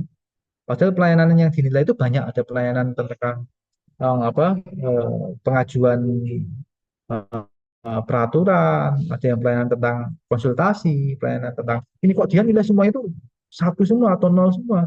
Ini kok inkonsistensinya kok aneh ya. Gitu. Terus tiba-tiba ada nol tapi 5 apa di satu padahal pertanyaannya itu berulang. Contoh kan pertanyaan kalau di apa psikologi itu untuk memastikan bahwa dia bohong atau tidak itu pertanyaannya sebenarnya itu sama, tapi cuma dirubah kata-katanya aja. Nah, itu tuh untuk memastikan bahwa kalian tuh menilai itu tuh dengan kondisi sadar atau kalian asal isi formnya aja gitu. Nah, itu konsistensinya itu dinilai. Makanya kalau survei yang bagus itu biasanya dia juga memperhatikan itu bukan hanya satu pertanyaan, tapi dibuat pertanyaan yang sama, tapi isinya kata-kata itu berbeda. Jadi seolah-olah kayak berbeda, tapi sebenarnya maksudnya itu sama. Dan berikutnya itu langkah-langkah pembersihan data, yaitu contohnya itu menghapus duplikasi tadi data, dilihat apakah ada yang sama atau tidak, kemudian memperbaiki nilai yang hilang. Nah ini contoh kalau memperbaiki nilai yang hilang ini semacam gini, contoh dia NIK-nya cuma ada NIK-nya doang, tapi namanya tidak ada. Jadi nama itu padahal dibutuhkan untuk melihat ya si orang ini terus jenis kelaminnya tidak ada. Nah, padahal jenis kelamin juga untuk mau diolah berapa persen laki-laki apa berapa persen perempuan yang melakukan survei ya. Jadi nilainya dicari, nilai perempuan itu dari dasarnya dari mana? Dari nik KTP, misalnya kayak gitu. Terus kemudian yang selanjutnya yaitu menangani outlier, data yang tidak sesuai dengan pola umum. Jadi yang ya tadi inkonsistensi tadi ya, kita harus perhatikan itu juga. Kemudian alat pembersih data. Banyak ya alat pembersih data ini. Contoh kalau nanti kita terapkan ya kita praktekkan yaitu pakai Python yaitu Pandas, nanti kemudian Excel. Selanjutnya yaitu eksplorasi dan analisis data. Eksplorasi data yaitu proses memahami data melalui statistik deskriptif dan visualisasi sederhana. Contoh, apa sih eksplorasi data itu? Yaitu di data tersebut itu kita manfaatkan semaksimal mungkin ya, menggunakan statistik deskriptif ya. Nah, contoh ini, contoh sederhananya kita buat histogram, diagram histogram atau scatter plot atau box plot. Jadi seperti grafik-grafik seperti itu ya. Itu termasuk eksplorasi data. Jadi bukan data itu hanya ditampilkan hasil secara angka ya atau tabel ya, tapi kita kita eksplorasi lagi dengan membentuk sebuah tampilan atau visual ya. Kemudian analisis data deskriptif itu menggambarkan karakteristik dasar data. Kemudian analisis prediktif. Jadi yang deskriptif ini menggambarkan karakteristik datanya itu kayak gimana ya. Bentuk wujud apa wujud datanya dari contoh data-data ini tentang data pegawai atau data mahasiswa kayak gitu. Kemudian analisis prediktif yaitu menggunakan model statistik dan algoritma machine learning untuk memprediksi tren masa depan. Jadi kalau ke sekarang itu kita karena ada AI ya akan lebih lebih mudah untuk mengolah memprediksi. Jadi dia analisis prediktif itu untuk memprediksi ke depannya rencana ke depannya itu bagaimana. Bagaimana yang akan terjadi di, di kita contohnya seperti itu. Kemudian yang ketiga itu analisis diagnostik, yaitu meneliti mengapa sesuatu terjadi berdasarkan data histori. Jadi ini eh, diagnos, diagnostik ini meneliti mengapa suatu terjadi berdasarkan data historinya. Jadi kita lihat dari historinya, contoh kita punya penyakit terkait apa lambung kita ya. Di historinya dulu itu awalnya kita sering lupa makan sehingga ada luka robek di lambung kita. Sedangkan saat ini robeknya itu sudah membesar jadi 2 kali lipat. Terus kita bisa melihat ke depannya berarti kalau ini sudah 2 kali lipat, berarti Desember nanti bisa 3 kali lipat.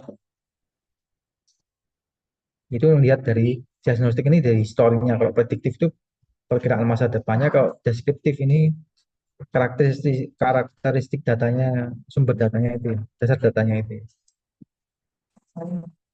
Kemudian teknik dan metode analisis data. Jadi teknik dan metodenya analisis data itu pada banyak ya. Yang pertama itu regresi untuk memprediksi hubungan antara variabel dependen dan independen. Jadi regresi ini untuk memprediksi ya.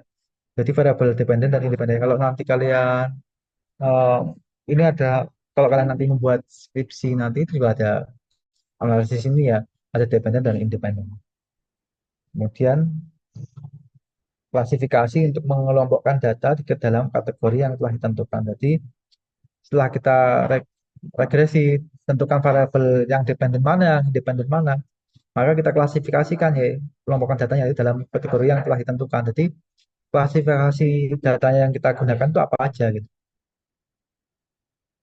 Terus yang ketiga itu clustering untuk menemukan pola atau kelompok yang tersembunyi dalam data. Jadi clustering ini kita harus digunakan untuk ini mengklaster-klaster bahwa ini itu data untuk melihat nilai apa untuk melihat lulusan mahasiswa gitu. Jadi di klaster-klaster data ini untuk apa untuk apa. Kalau klasifikasi itu dikelompokkan.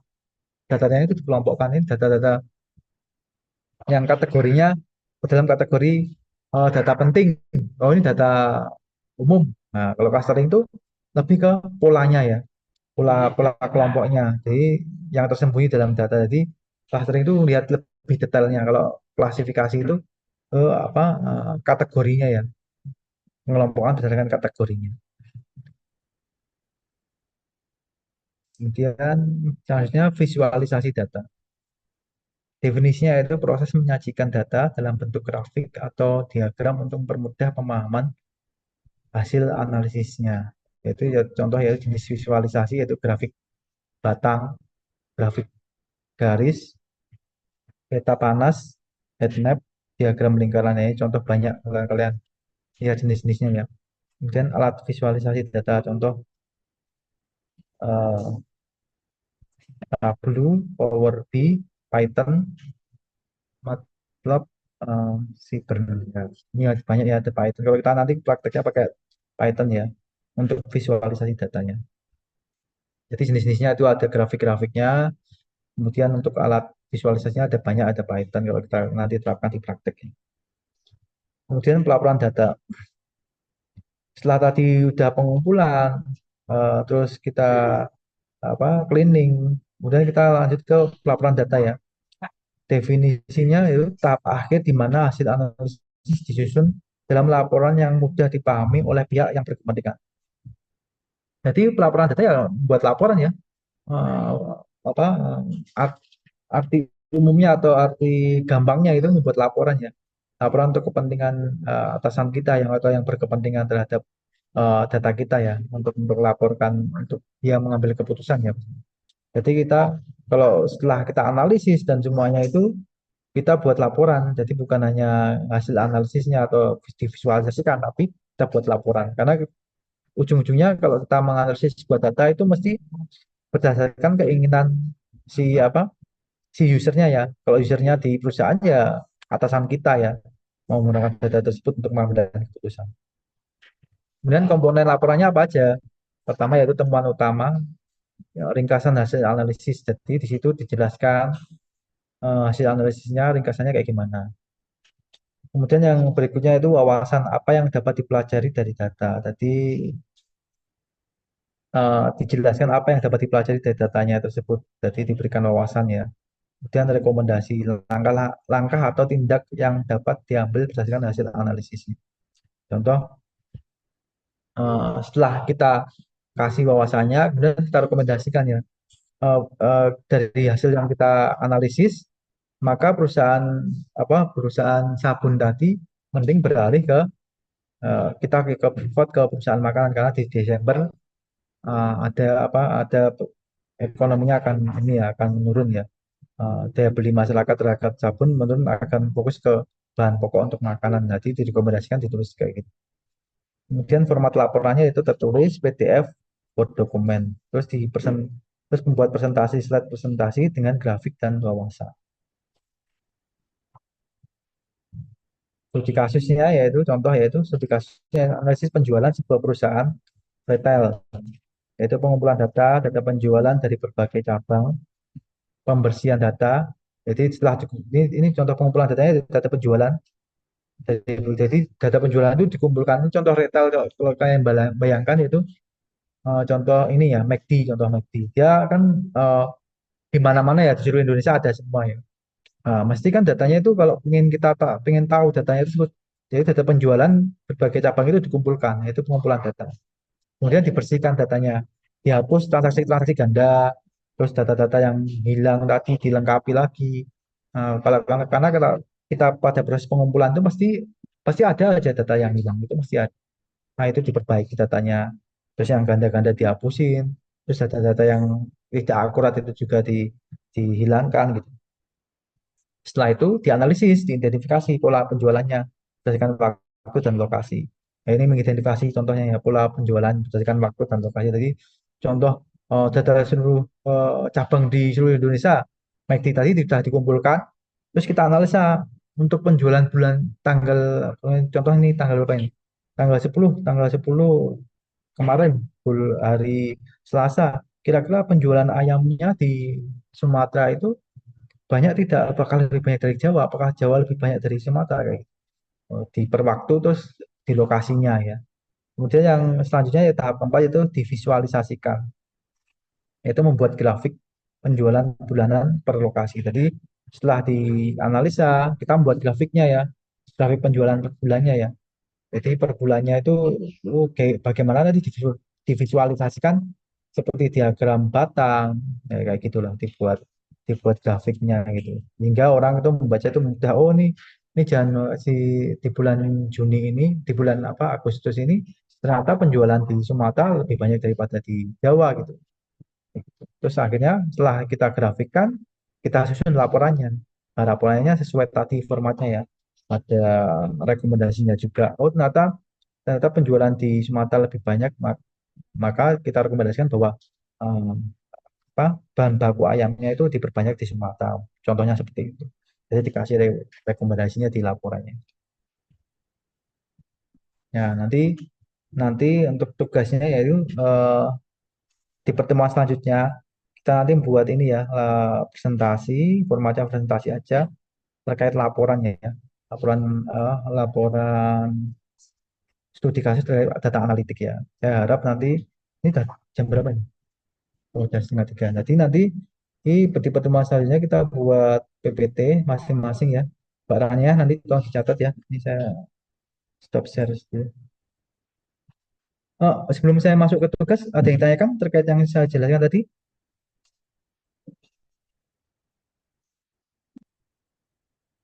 Oh ya, Mas Nada, gimana Mas?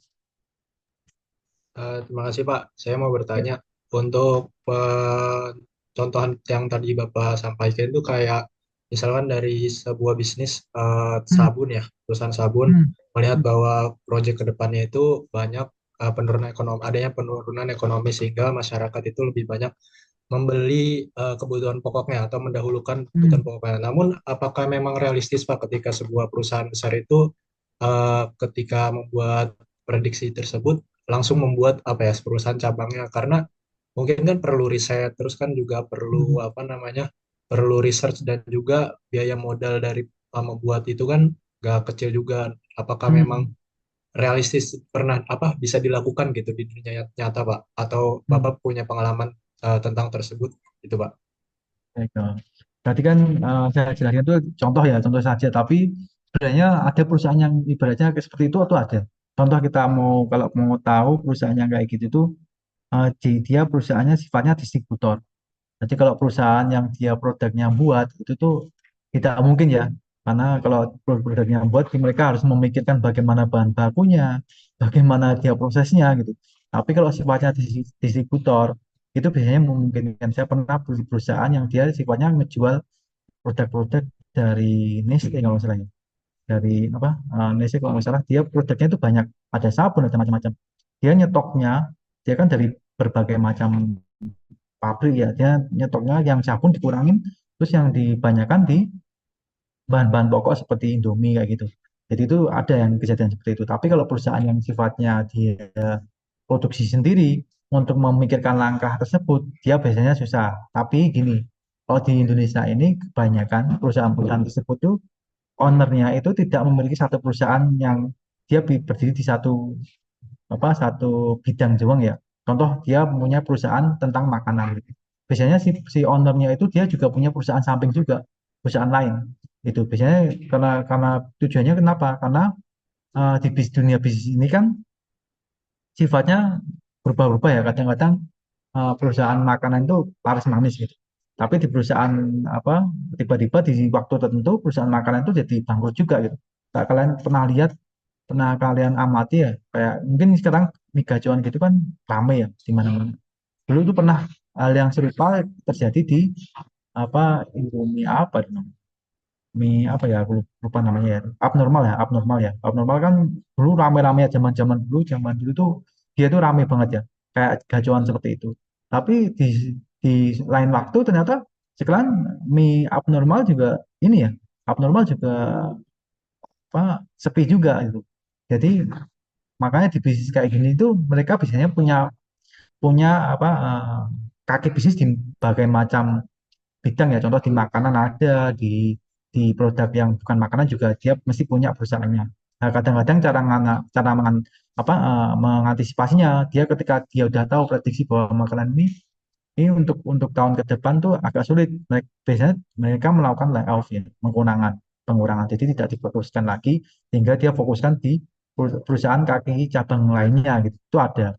Tapi kalau membuat baru benar-benar baru dari dia punya perusahaan itu tiba-tiba dia membuat baru itu kan agak susah ya. Tapi tergantung kalau waktunya masih prediksinya masih 1 tahun, dia biasanya masih berani ambil resiko daripada dia mempertahankan perusahaan tersebut. Oh, kalau kayak dia udah tahu 1 tahun ke depan itu bakal menurun drastis, dia mesti lebih mengambil risiko membangun perusahaan baru lagi daripada dia. Kecuali kalau dia biasanya pebisnis baru, itu biasanya dia ingin mempertahankan satu bisnis tersebut. Tapi kalau dia bisnisnya sudah senior, biasanya dia melakukan apa pengambilan keputusan itu.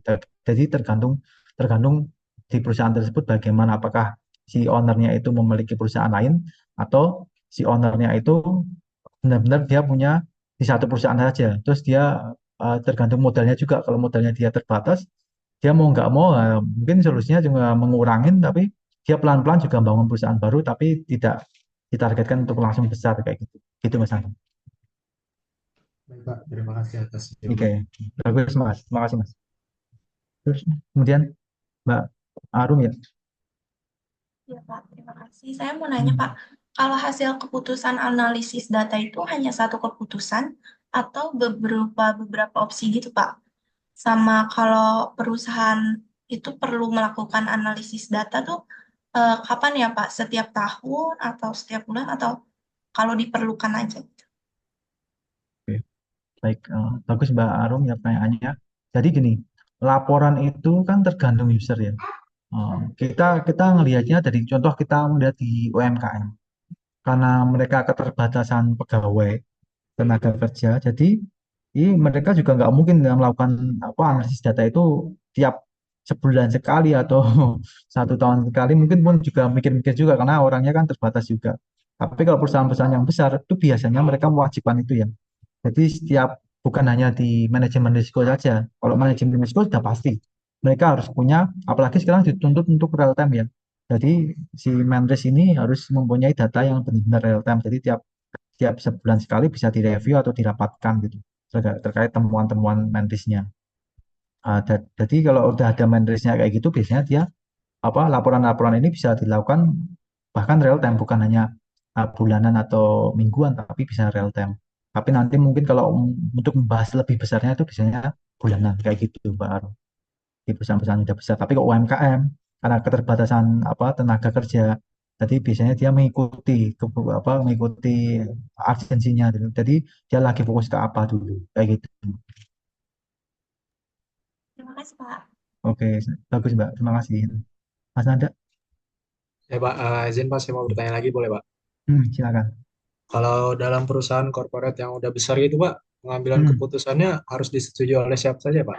Maksudnya, apakah dari tim data analitisnya aja, atau dari siapanya, atau stakeholder, dan lain-lain gitu, Pak? Ini terkait laporannya atau pengambilan Peng- keputusannya, Mas? ya, pengambilan keputusan untuk dari prediksinya, Pak, kayak dari tim data analitisnya ini udah buat analisa, prediksi, strategi, segala macam, terus diajukan kepada atasan mungkin ada. Itu yang menyetujui itu biasanya siapa, Pak? Kalau di perusahaan besar gitu. Baik, saya jelaskan ya. Jadi berdasarkan pengalaman saya, laporan-laporan data analitik itu kan dikerjakan oleh staf-stafnya ya. Terus biasanya dia digunakan untuk dilaporkan oleh kepalanya. Pokoknya contoh di kita kalau di perusahaan swasta itu ada bagian produksi, ada bagian elektrik, ada bagian marketing dan lain sebagainya. Itu biasanya mereka itu mempunyai rapat, biasanya rapat presentasi terkait kinerjanya. Nah, itu biasanya dia juga ada data-datanya, data analisis analitiknya gitu. Nah, itu biasanya dilaporkan. Itu tiap tiap apa ada tergantung perusahaannya, ada yang dia melakukan rapat mingguan, ada yang dia melakukan rapat tahunan. Tapi kalau Mentris itu kan dia bisa real time ya. Jadi ketika ownernya minta saat itu juga dia akan bisa melihat gitu, bisa dilaporkan. Tapi ada yang sifatnya perusahaan itu dia mingguan atau bulanan gitu. Jadi kembali lagi itu tergantung perusahaannya. Kalau perusahaan-perusahaan yang sudah besar, yang dia itu benar-benar memperhatikan Manris ini, dia bisa real time, dia pengennya mau kapanpun itu bisa bisa harus ada gitu. Terus kemudian untuk yang ngambil keputusan ini itu biasanya gini, owner itu memang ada tipikalnya itu masing-masing ya. Kalau saya pernah bekerja di instansi pemerintahan itu, mereka memutuskan sesuatu itu benar-benar berdasarkan dari laporan datanya. Kalau pemerintahan atau BUMN itu kebanyakan yang memutuskan itu dasarnya dari data yang sudah disajikan ya. Kalau memang ini yang merugi, dia mesti fokusnya ke situ. Tapi kalau di perusahaan swasta itu biasanya ownernya itu mempunyai feeling sendiri gitu. Jadi kayak dia punya preferensi sendiri, dia punya keyakinan sendiri. Jadi walaupun kita udah melaporkan nih, ini kayaknya Desember ini rugi nih. Tapi kalau orang-orang pengusaha-pengusaha di swasta, dia kayak punya feeling sendiri gitu. Ya belum, ya oh, ya. Jadi dia cuma pengen tahu aja katanya itu sampai mana. Nah, kita ngasih rekomendasi, nanti dia cuma dia cuma baca gitu terus dia ngasih review dengan evaluasi, tapi dia keputusannya itu tidak mesti sesuai dengan kita. Kadang-kadang dia punya pikiran sendiri gitu. Kayak kalau di swasta kayak gitu. Dan yang saya alami kalau di swasta sama pemerintahan atau BUMN itu bedanya di situ. Ownernya itu punya feeling sendiri. Nah, kalau di BUMN sama di pemerintahan itu udah pasti data yang kita sajikan mesti jadi sesuatu yang dia fokuskan ya. Mesti kebanyakan jadi langkah untuk pengambilan keputusan. Tapi kalau yang di swasta itu mereka biasanya ownernya itu karakteristiknya itu dia mempunyai feeling sendiri kayak gitu Mas Nanti. Tetap si keputusan tetap di ownernya gitu. Kalau di swasta. Baik, Pak. Ya, Terima kasih. ya, oke. Ada pertanyaan lagi? Kalau udah cukup, sebentar saya satu slide lagi ya. Habis itu kita bagi tugas ya. Tugas untuk minggu depan. Bentar. Ya, share screen dulu. Kayaknya masih ada satu materi lagi.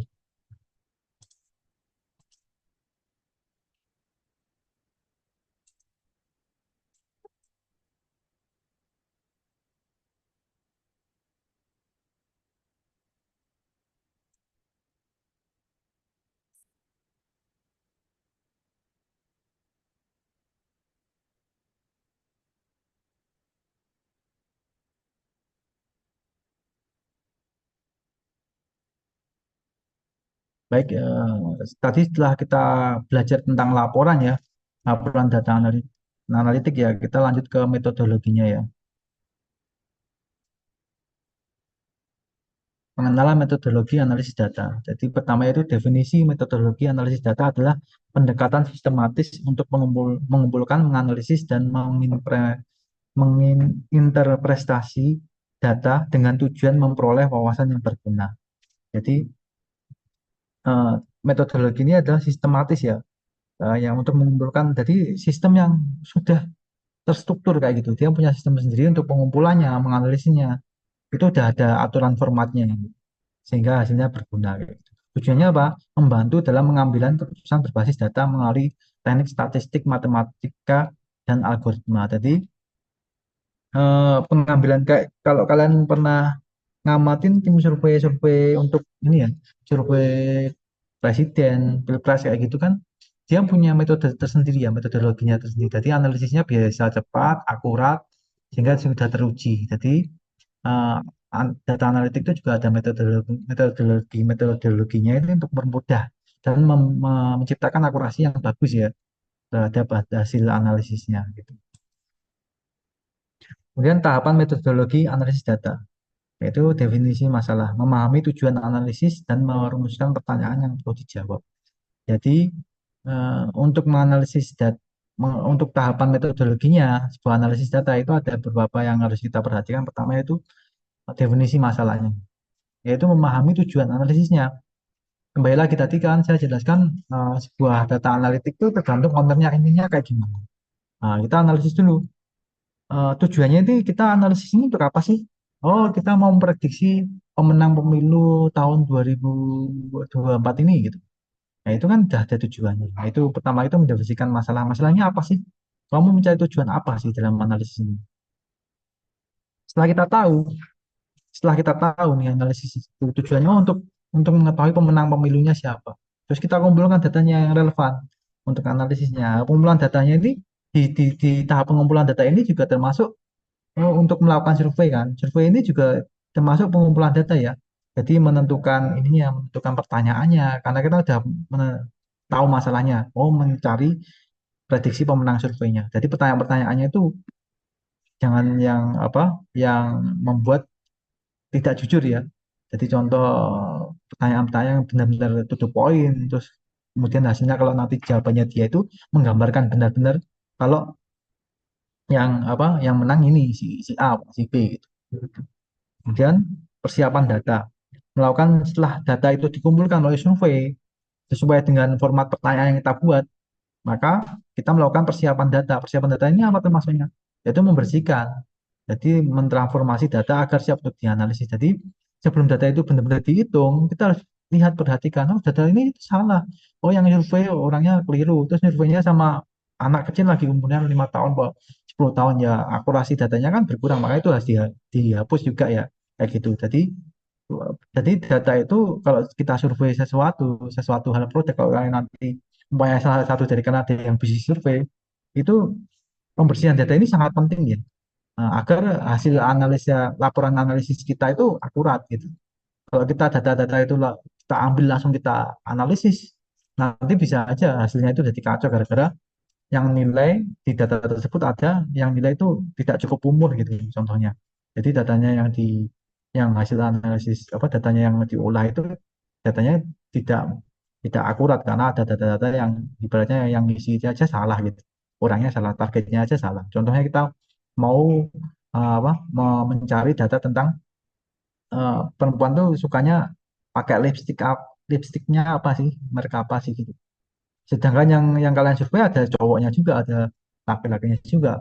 Kan kita tuh fokusnya ke perempuan ya, bukan laki-laki. Jadi itu jadi salah, harus dibersihkan. Yang laki-laki ini harus disingkirkan. Kalau kita maksain semuanya kita olah, nanti hasilnya jadi tidak sesuai. Gitu. Padahal kita targetnya kan perempuan, perempuan gitu.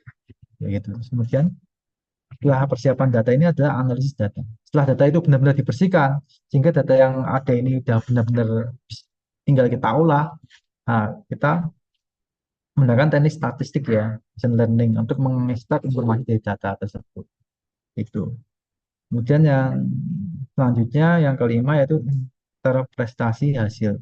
Setelah data itu dianalisis, kita menafsirkan hasil analisisnya dan menyampaikan rekomendasi berdasarkan temuan. Jadi kita buat tuh visualisasinya ya, visualisasinya terhadap hasil analisis data kita visualisasikan, terus kita sampaikan rekomendasinya baiknya kayak gimana dari data yang sudah kita visualisasikan tersebut. Setelah kita buat rekomendasinya, tahap terakhir itu pelaporan. Kita buat pelaporan, laporannya gimana, kita tulis semuanya itu. Data awalnya itu kayak gimana, terus cara mengolah datanya kita itu kayak gimana. Kemudian kita visualisasikan, setelah visualisasi kita berikan rekomendasi hasil. Terus untuk pengambilan keputusan disarankan untuk bagaimana bagi biasanya seperti itu ya pelaporannya. Sebuah pelaporan pelaporan data analitik ya. Ini juga terkait yang tadi ditanyakan untuk pengambilan keputusan itu biasanya yaitu memang atasan ya, biasanya yang pemilik perusahaan atau ownernya atau kalau di instansi pemerintah ya direkturnya ya, direktur utamanya gitu. Tapi ya kembali lagi kalau di swasta itu biasanya tetap walaupun kita rekomendasikan apapun tetap keputusan itu final tuh ada di ownernya. Kadang-kadang ownernya itu bisa aja berbeda dengan rekomendasi kita. Tapi mereka cuma butuh apa apa cara berpikir kita. Kadang-kadang cara berpikir kita itu bukan kita itu salah ya. Kadang-kadang ownernya itu cuma pengen punya perspektif lain terhadap masalah yang dihadapi perusahaan tersebut. Jadi dia itu cuma ngambil bahkan kadang-kadang ada yang satu instansi itu, satu perusahaan swasta itu ada 3 orang yang ditugaskan untuk mengumpulkan data dengan tema yang sama ya. Tujuannya untuk apa? Padahal kok seolah-olah kayak diadu. Sebenarnya bukan diadu. Dia itu cuma untuk ini ya, untuk memberikan pilihan-pilihan atau sudut pandang yang berbeda. Jadi ownernya itu untuk mengambil keputusan itu biar tepat ya, biar dia bisa menentukan, oh ternyata menurut saya yang lebih saya suka keputusannya yang ini gitu. Jadi kadang-kadang si staf-stafnya atau kepala-kepala bidangnya diminta tolong untuk menyusun laporan tersebut dengan tema yang sama itu tujuannya untuk dia mengambil keputusan ya. Jadi bahan bahan untuk pengambilan keputusan itu lebih banyak gitu. Bukan hanya dari satu sudut pandang kepala bagian, tapi ada berbagai macam kepala bagian pola pikirnya berbeda-beda. Biar variannya dia banyak. Biasanya kayak gitu. Kemudian teknik pengumpulan data. Ya, ini tadi sudah saya jelaskan juga ada primary data yang dikumpulkan langsung ya. Ini secondary data yang sudah tersedia. Terus ini ada lagi ada automated data collection, yaitu pengumpulan data otomatis dari sistem. Jadi kalau di sini teknik pengumpulan data itu di metodologinya ini dia itu kalau kita kenal yang tadi yang saya rangkum di PPT yang sebelumnya itu cuma ada 2 ya, primary sama secondary ya. Tapi ini ada automated data collection. Ini data-data yang sifatnya dari sistem. Jadi sekarang itu datanya itu berkembang ya. Kalau dulu kita mau mengumpulkan data itu ya dari 2 data ya, data primer, wawancara, eksperimen, survei dan macam-macamnya itu. Kemudian data yang sudah diolah. Tapi sekarang dengan perkembangan zaman ini, kita mempunyai data automated data collection yang ibaratnya tanpa kita mintai survei, data itu sudah ada, tinggal kita gunakan aja gitu sebagai data bahan menyempurnakan ya. Kayak gitu. Ada web scraping, ada log server, sensor IoT. Kemudian teknik analisis data. Jadi teknik analisis data itu bagaimana? Itu analisis deskriptif contoh. Nah ini tadi juga saya sudah sedikit-sedikit singgung ya. Ini karena dalam metodologi itu menggunakan statistik sederhana, seperti mean, median, mode, standar deviasi untuk meringkas data. Jadi untuk standar-standar untuk meringkas ya datanya biar lebih mudah membuat statistik sederhana ini. Kayak gitu. Kemudian analisis inferensial yaitu menggunakan data sampel untuk membuat kesimpulan atau prediksi tentang populasi, misalnya regresi, ANOVA. Gitu.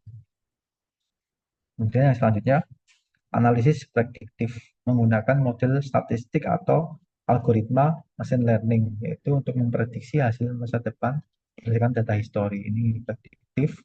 Ini juga sudah saya jelaskan preskriptif yaitu memberikan rekomendasi tindakan berdasarkan hasil analisis dengan mempertimbangkan berbagai skenario ya. Tadi ini yang ownernya tadi juga termasuk pengen tahu berbagai skenario ya. Jadi kenapa banyak orang yang dimintai untuk memberikan laporan kayak gitu biar dia mempunyai banyak skenario ketika oh ternyata yang berpikir bahwa bulan Desember ini ada krisis ekonomi itu bukan hanya satu orang aja, ternyata banyak orang juga berpikir kayak gitu.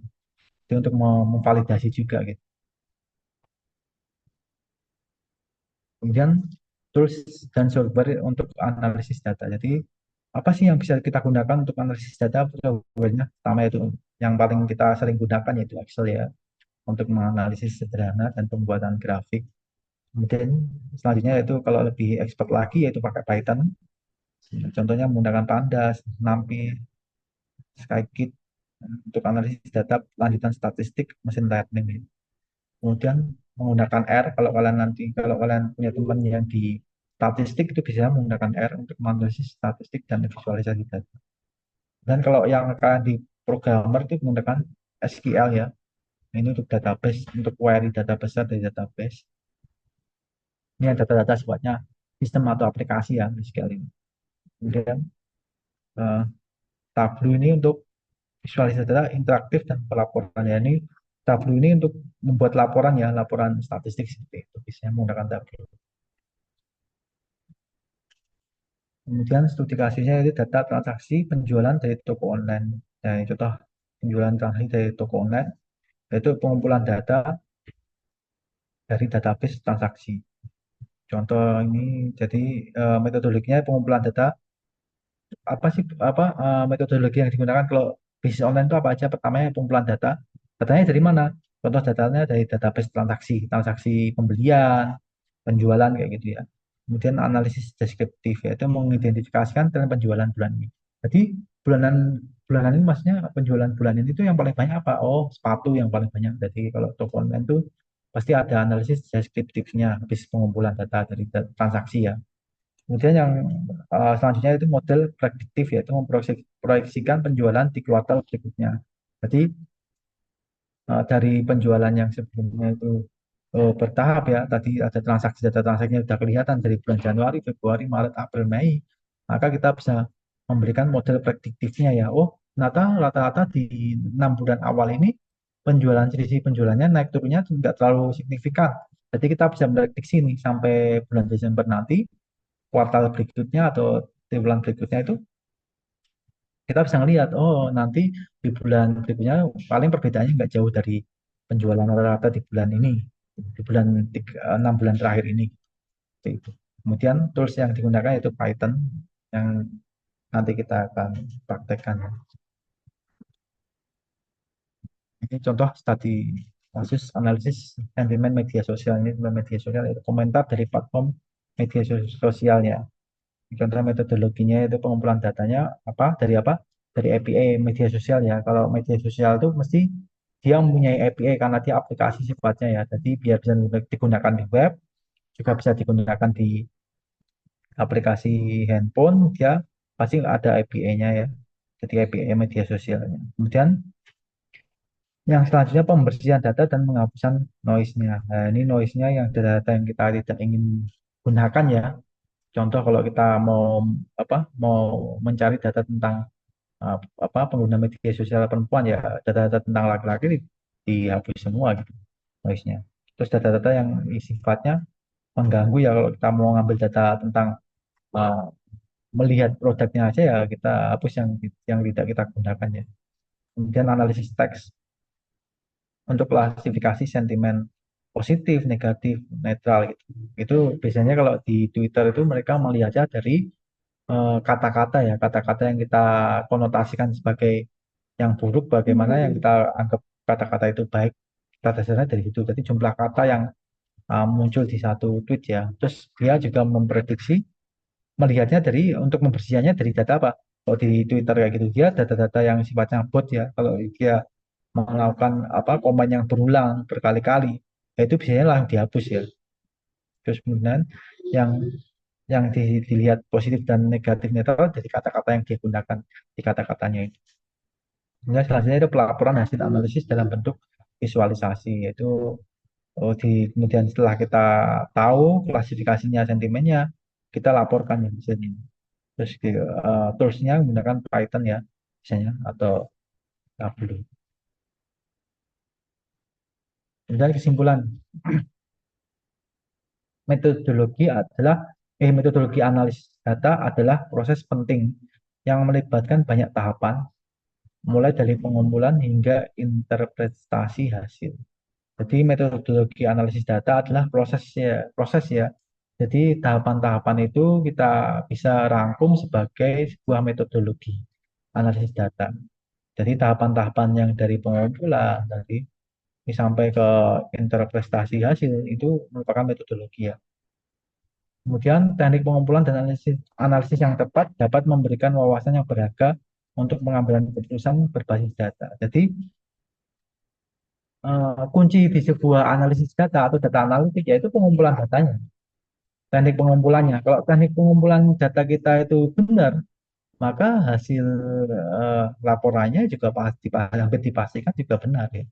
Kalau kita mengumpulkan data itu di awal itu salah, ya, seperti pertanyaannya atau target market kita untuk melakukan survei itu salah, ya mesti hasilnya akan jelek ya. Jadi kunci utama apa prioritas utama untuk kita ingin mendapatkan hasil data yang bagus yaitu di teknik pengumpulan datanya ya. Kemudian yang selanjutnya itu tools dan software yang tersedia saat ini. Nah, untuk mempercepat proses analisis data. Jadi yang paling penting di sini yaitu toolsnya ya. Kalau kita mau mengumpulkan data yang bagus atau kita memberikan laporan yang lebih baik, itu menggunakan software dan toolsnya itu juga harus kita perhatikan ya. Apalagi datanya besar ya. Kalau kita harus menggunakan cara yang tepat untuk mengolah datanya. Kayak gitu.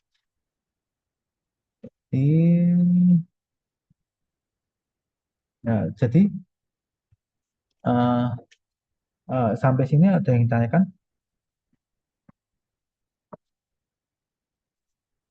Apakah ada yang ditanyakan sampai sini? Sudah jam 14.50? Ada? Cukup ya? Udah jam 14.50. Eh, baik kalau nanti ini ya, ini ada tugas. Nah, Mbak Rania, halo. Iya, Pak. Nanti catat ya teman-temannya nanti dibuat tugas. Eh, dan saya tampilin dulu ya. Tugasnya itu membuat laporan ya, laporan analisis ini contoh kasusnya, contoh saya share screen terlebih dahulu. Bentar.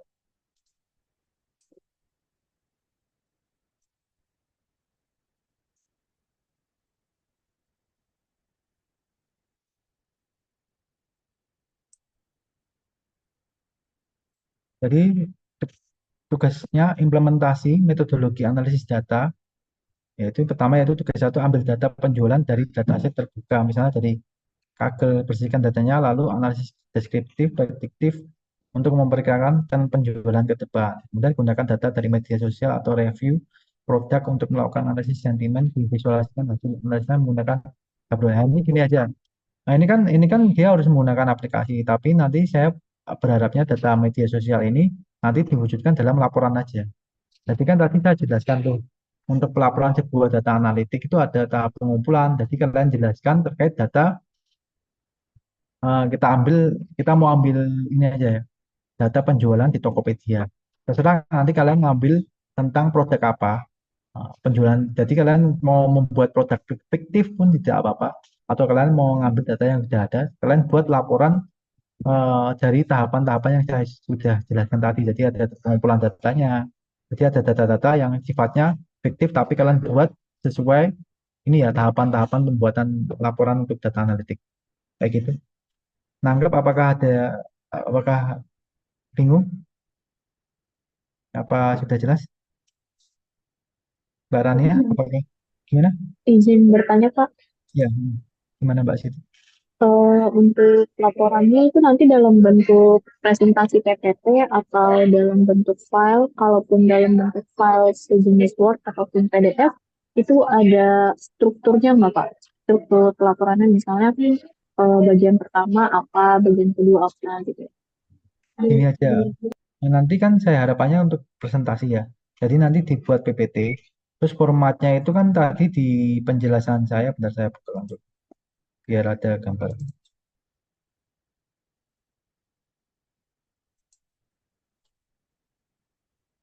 Mana ya? Tadi itu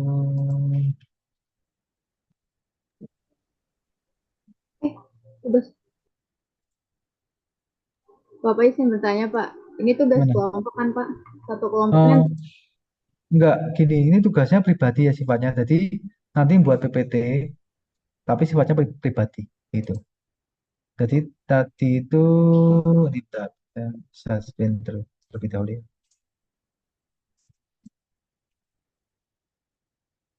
Kelompoknya nanti praktek aja. Nah ini kelihatan ya di layar. Jadi kalian nanti membuat sebuah tahapan laporan di satu PPT ya. Jadi pengumpulan data, terus pembersihan datanya. Jadi dibuat contoh-contohnya yang kalian pahami baik kayak gimana gitu. Di satu PPT isinya berapa slide itu isinya tentang pengumpulan data, pembersihan data, analisis data, visualisasi data, sama pelaporan hasilnya. Jadi nanti dibuat sebuah presentasi kayak gitu. Jadi kalian bisa bisa ada gambaran gitu. Caranya membuat sebuah laporan, sebuah data analitis itu kayak gini. Nanti untuk formatnya itu bebas sebenarnya. Sebenarnya kalau di setiap perusahaan itu memiliki format masing-masing. Nah, kalian nanti cari tahu aja kalau kalian yang lebih suka tuh pakai formatnya kayak gimana. Tapi tahapannya itu 5 tahapan ini ya, harus ada semua kayak gitu. Gitu. ini baik, Pak. Terima Mm. kasih. Ya, nanti untuk PPT saya kasih ke Mbak Rania ya untuk PJ-nya. Itu nanti bisa minta ke Bunda nanti biar di-share ke grup ya, Mbak Rania. Itu. Itu cukup. Apakah sebelum saya tutup, apakah ada pertanyaan? Oh ya Pak, izin tanya untuk Hmm. deadline-nya ini minggu depan atau kapan ya Pak? Sebenarnya saya berharapnya minggu depan ya. Jadi nanti sambil kita ngisi, saya pengen tahu kalian menjelaskan di PPT-nya kalian masing-masing gitu. Jadi sebenarnya pengumpulannya tuh saya sebelum dikumpulkan semua. Tapi kalau besok minggu depan tuh ada waktu kosong, saya pengen presentasi mungkin satu pertemuan tuh 5 orang kayak gitu. Jadi setiap orang itu bisa presentasi semua ya satu-satu ya. Kayak gitu harapan saya. Gitu, nangkep. Jadi saya harap minggu depan kalau bisa sudah dibuat gitu. Jadi nanti sambil ada orang presentasi, nanti kalian lengkapin lagi sampai nanti sebelum UTS nanti dikirimkan ke drive saya gitu. Gitu. Data produknya bebas ya, beda-beda nggak apa-apa. Jadi tergantung kesukaan kalian. Kalau kalian pengen analisa tentang kosmetik, ya udah kalian apa produknya kosmetik kayak gitu, Mbak Siti. Itu. Jadi ya saya bebaskan, jadi biar kalian ada apa inovasi atau biar kreasi lah. Kalian juga menganalisis tentang apa. Jadi kalian belajar tentang ini ya pembuatan laporan tentang data analitik itu kayak gimana. Gitu. Kalau nanti ini memang kebutuhan ya di setiap perusahaan pasti membutuhkan ini gitu untuk melaporkan sebuah data analitik. Itu ada pertanyaan lagi? Ya cukup jelas? Ya cukup ya. Saya tutup ya.